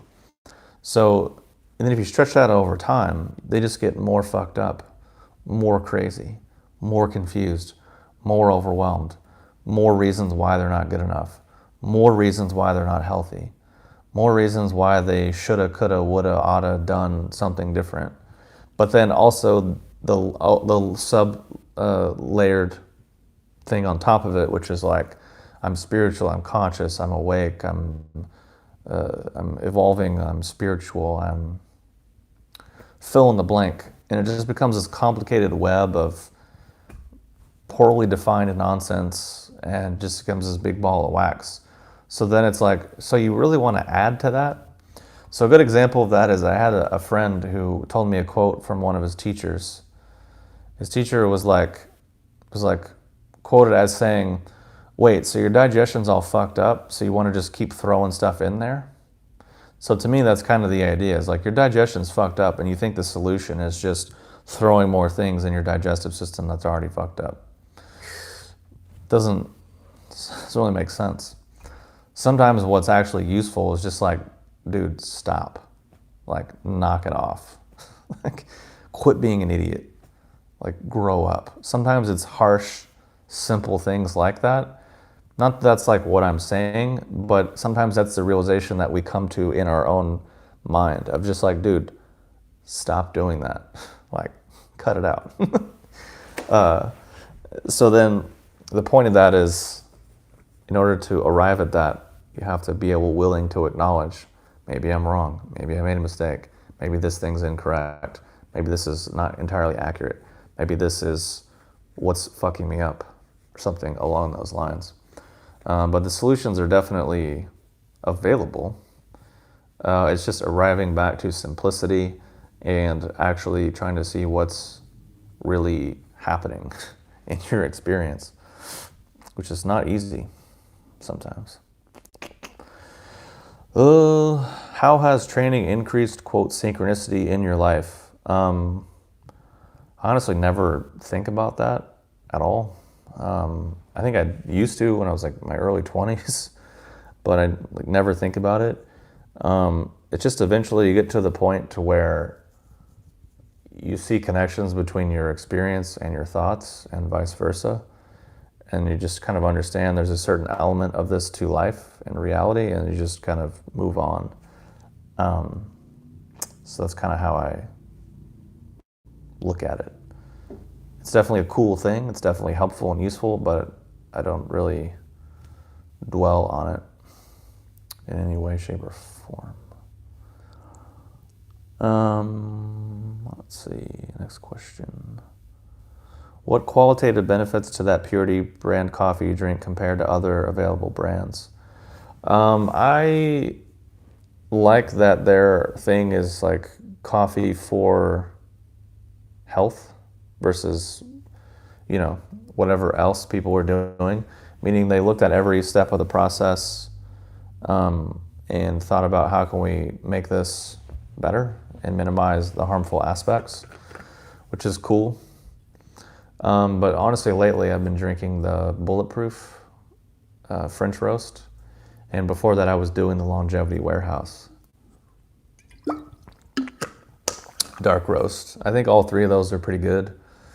I can't say for sure that the Purity is necessarily better, but it was pretty good for a while. And then I thought the Longevity one was pretty good for a while, so it's hard to tell.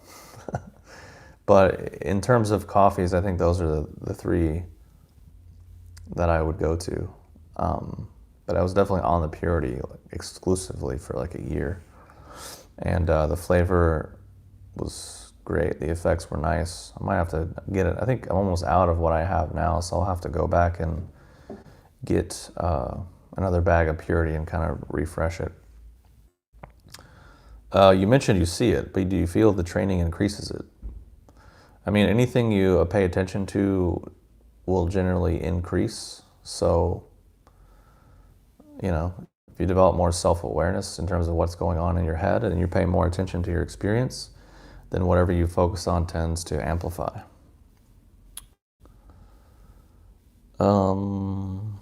Let's see. Game of Thrones is basically gore and porn with a feminist narrative. I never thought of it like that, but it's, I guess, no wonder it's popular right now. It's funny that, just as a tangent, that the feminist narrative is so strong right now, right? But then the best-selling books and series is 50 Shades of Grey. Funny how that works.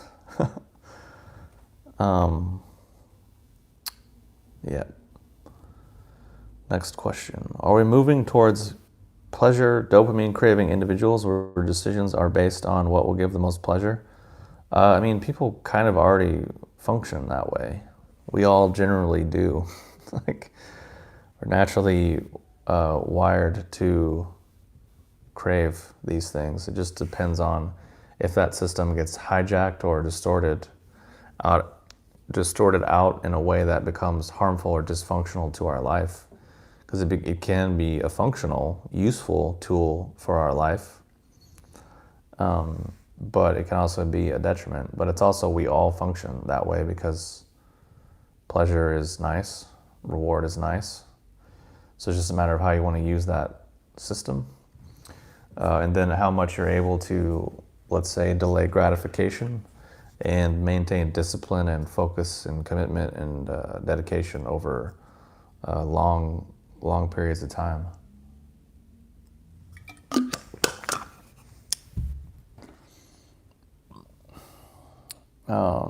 We got someone quoting the Bible right now. Holy shit, I gotta read this.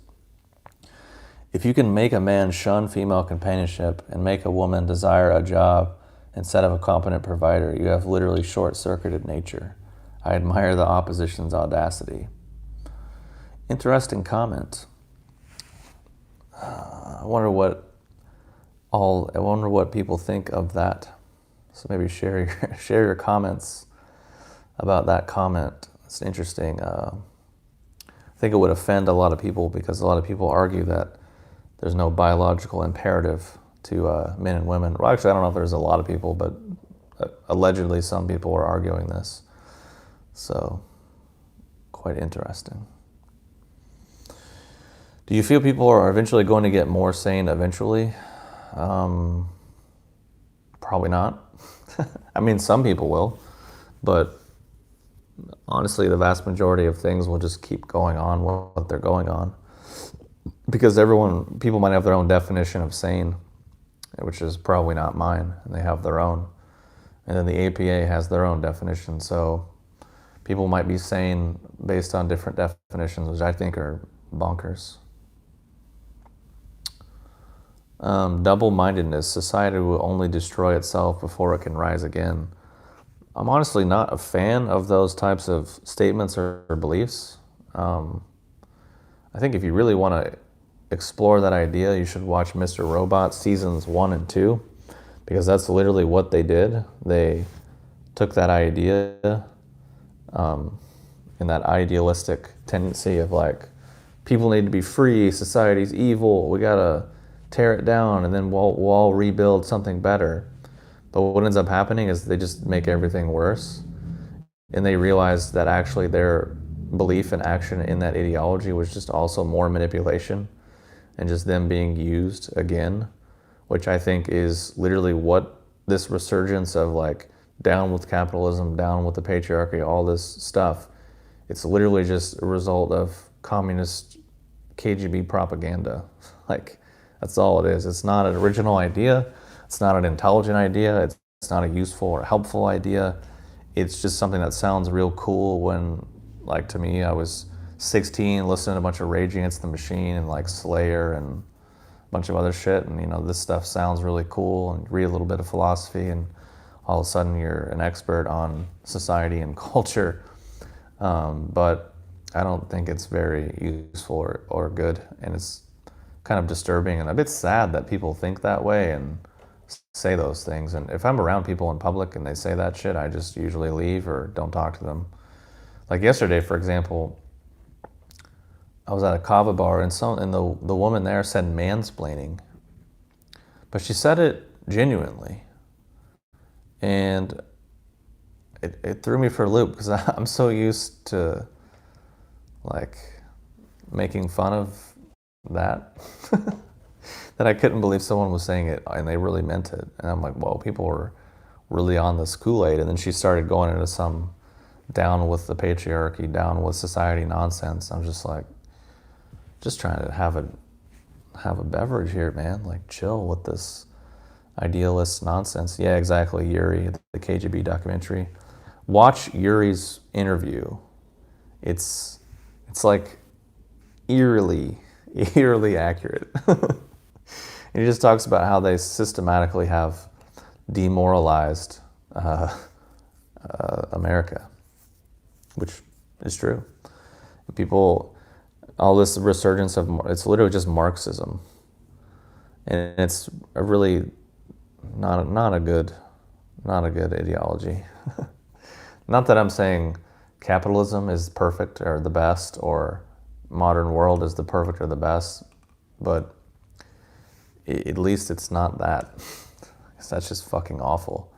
And it's just basically like a way for people to feel indignant and morally superior while also just being manipulated, and they're just still a pawn on someone's checkerboard still. Or they're a useful idiot, as Yuri said. So, what's up with thermogenic qualities of herbs and foods? I have seen people use it as actual heating and cooling of body temperature. I have no idea. I haven't thought about that forever. So I don't really have an answer because I haven't paid attention to that or really thought about it. So, but I mean, there are herbs that can be actual warming or cooling, but thermogenic, I don't know. It's outside of my wheelhouse. I'm not very hip anymore. All right, so let's see some more questions. Because it's almost been 2 hours, and otherwise I'm going to have to dip out soon. Do you think having sex with the wrong person leaves a negative imprint on a deep level beyond the psychological response to it? Well, how do you define the wrong person? How about that as a follow-up? What is the wrong person? Meaning, like, their penis was too big or small, or their vagina was too big or small, or they had tons of STDs, or they had a bad experience, or you don't like each other. I mean, what do you mean by the wrong person? There are definite exchanges that happen when you have sex with someone, physically and non-physically. So, yeah, it really just depends. But there is definitely that article that's going around that you hold on to the DNA of every person you've ever had sex with. It's like, I don't really know. Chill out, maybe. I don't know. It doesn't seem that important.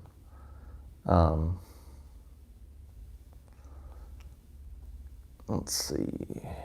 The heart in the scripture is the subconscious. We literally build reality. There's your synchronicity. The Bible is filled with powerful truths that were co-opted and bastardized. I mean,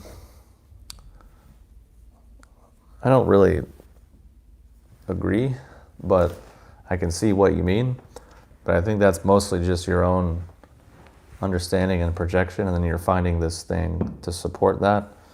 But how do you know that that's exactly what the people meant that wrote it? Because there's what they actually meant. But then the Bible itself, I think, is a really iffy document.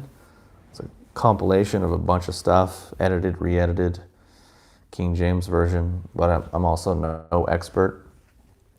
But also at the same time, if something gives you value and meaning and purpose and is useful in your life, then who am I to say anything otherwise? But I don't really agree or see the need to like require the validation, but I fully support your ability. I believe that nowadays certain groups of people are looking to become offended over any little thing. Yep, that's probably pretty true. And now like everyone's traumatized.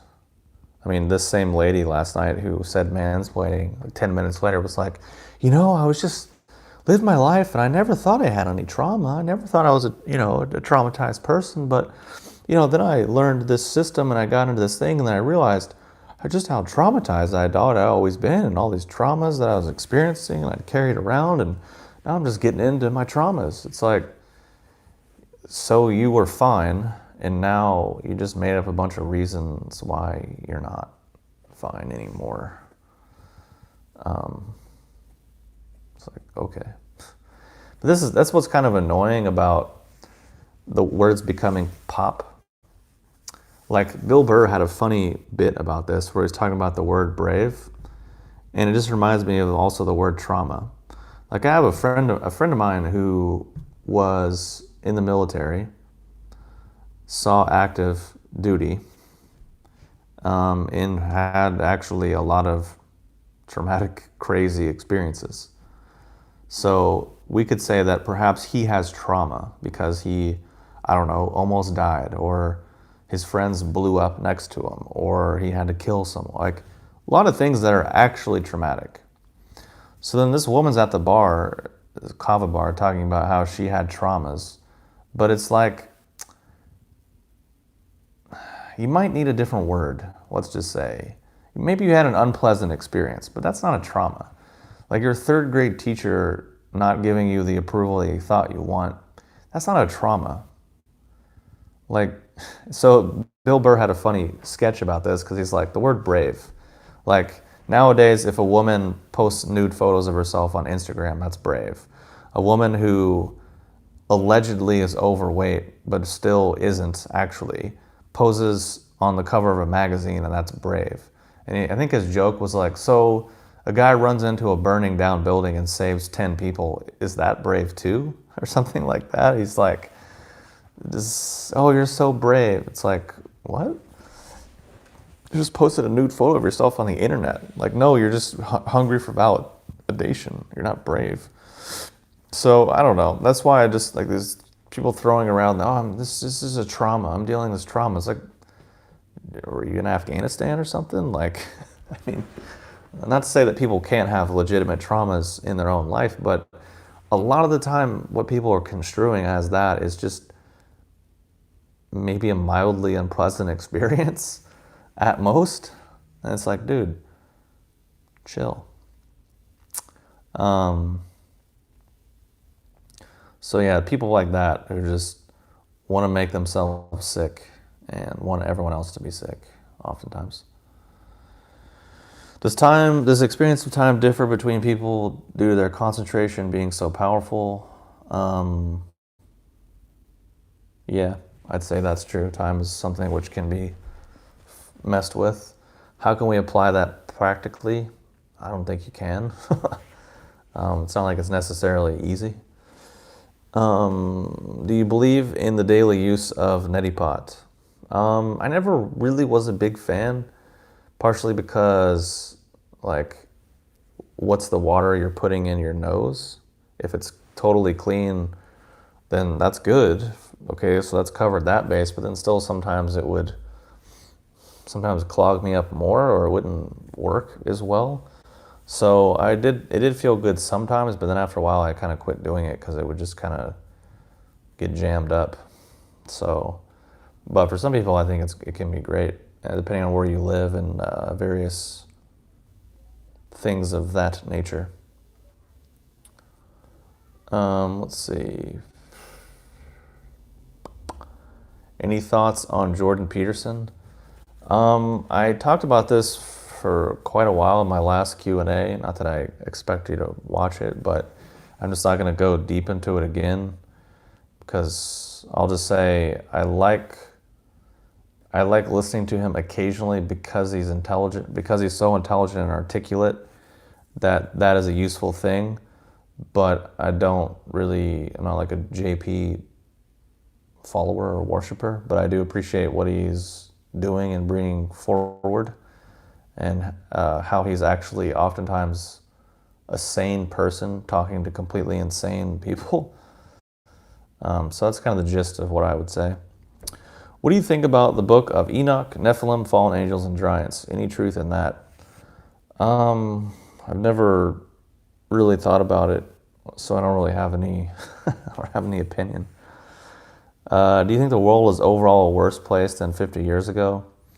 I think overall, it just depends on what statistics you want to look at, and if you want to be a pessimist or an optimist. That's pretty much how you could answer that question. But I think in many ways it's better, and maybe in some ways it's worse. But that's life. I mean, it's like that, and you kind of can't have everything be good, unfortunately. You know, even on a small scale, if like you dial in one area of your life or you develop aptitude, then something else gets fucked up, or like you gain skill here, you lose it there. Like it's just this weird thing that happens. Have you explored the Wim Hof method? No, because I don't think it's very healthy or beneficial for people. I get that it's trendy and cool, but from like an organ perspective or Chinese medicine perspective, not a good scene.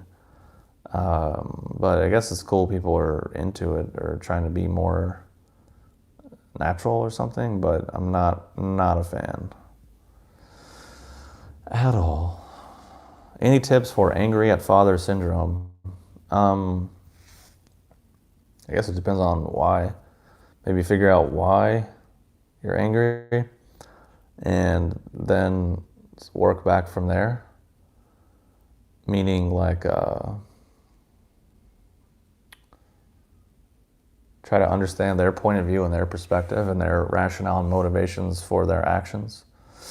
And then figure out if you're just being kind of childish jerk or if they're actually legitimate complaints, legitimate reasons to be angry.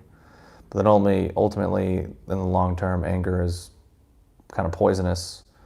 So we need to use it in a useful, meaningful way to grow and move forward, and then eventually, hopefully, not be so angry, because it is a bit of a poison over the long term. What's your opinion about people who are choosing to be celibate? Honestly, I think I support their freedom to do that. And it's great. And in one way, it's like, well, more women for me. But I think there's value in perhaps a short term of like eliminating one thing from your life or minimizing it and then focusing in on other things for a period of time. That could be useful. But for the long term, I don't think it's healthy or sustainable. I think having a healthy relationship would probably be better. And even just physiologically, never ejaculating is not healthy for people. And sometimes people are just maybe inept or unskilled at socializing, so their solution is just screw society, screw relationships, but rather than like actually looking at their own skill set and their own aptitudes or inaptitude or inept or whatever the word is. Any thoughts on cold showers? Yeah, I mean, I think alternating hot and cold showers is beneficial and not a big deal. I've definitely done that quite a lot in my life. It could be a great way to reset your nervous system. But that's pretty much the extent. I'm not like hyperventilating or doing extreme ice baths, but I just never, yeah. But definitely I like alternating hot and cold. It's old school naturopathy pretty much, is like hydrotherapy, meaning like you got a bummed ankle, so you put it in cold and then hot and cold and then hot. And the power is in the alternation because you get the push and the pull and the push and the pull. And then eventually you get really kind of high from it. Get a lot of endorphins.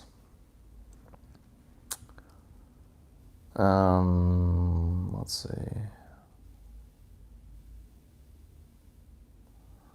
Explain the detriments of the Wim Hof method in more depth. Well, it definitely can really fuck up people's immune system and drain their kidneys. From a Chinese medicine perspective, I'd say. And it can just be very stressful and extreme on their bodies, which for some odd reason people love crazy extremes. If you're just like, maybe just, do a cold shower, hot and cold alternating shower, that could be fine. But no, I need to go run up this mountain in my shorts. Like, all right, well, that's what you got to do. Because there's the short-term reality of things that happen. And then there's what we can actually measure. So, chemistry and modern medicine, we can measure very little. Versus Chinese medicine, you could actually read the health of someone's organs. You can see into the future and see what's coming down the road. So in my opinion, a lot of this Wim Hof stuff is like cool now, but you'll pay the price probably down the road. It's just like any high stress thing. You can probably rock it out for a while, but eventually there's going to be the tab that needs to be paid. Whether that's whatever it might be. So that's just my perspective.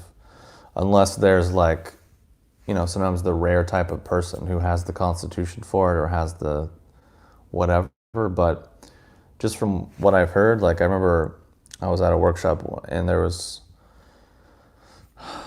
a group of medical practitioners talking about Wim Hof, and they're all just like, yeah, it looks like his yin and yang is about to separate and he does not look healthy at all. But to us, he looks healthy because he's fit and he has a lot of energy and he's funny and he does crazy shit. So it's just a very different model of health and a deeper, different understanding of the body. So that's why I think it's not that great. So I'm probably going to wrap it up pretty soon because it's already been like 2.5 hours and I was really planning just like an hour because I need to,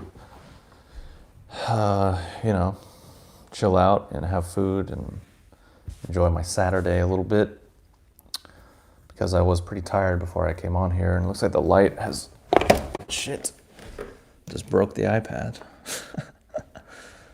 Oh no. All right, there we go. Open this back up. All right, so yeah, I guess I'm gonna wrap it up here. Thanks for tuning in and for all the good questions. And I'll be doing this a bit more often, maybe once or twice a week, as that's what I've been doing. But definitely, I'll plug my courses that I have on Udemy. I have 2 courses on Udemy. One of them is Foundations of Qigong Therapy, or not therapy, but practice. The other one is Foundations of Tonic Herbalism. Both of those courses are on Udemy. I think I have some free videos from those courses on YouTube already. So you can definitely check those out if you want to learn more and have more sort of in-depth, specific kind of information. Otherwise, obviously, I own HyperNormalization.com. The herbs are legit. Highly recommend it. And then, of course, have a bunch of videos on my channel about those things. So check out either of those things and you can learn more. But either way, thanks for tuning in and asking some good questions for sure. And I will talk to you soon. Enjoy the rest of your Saturday. And I'll see you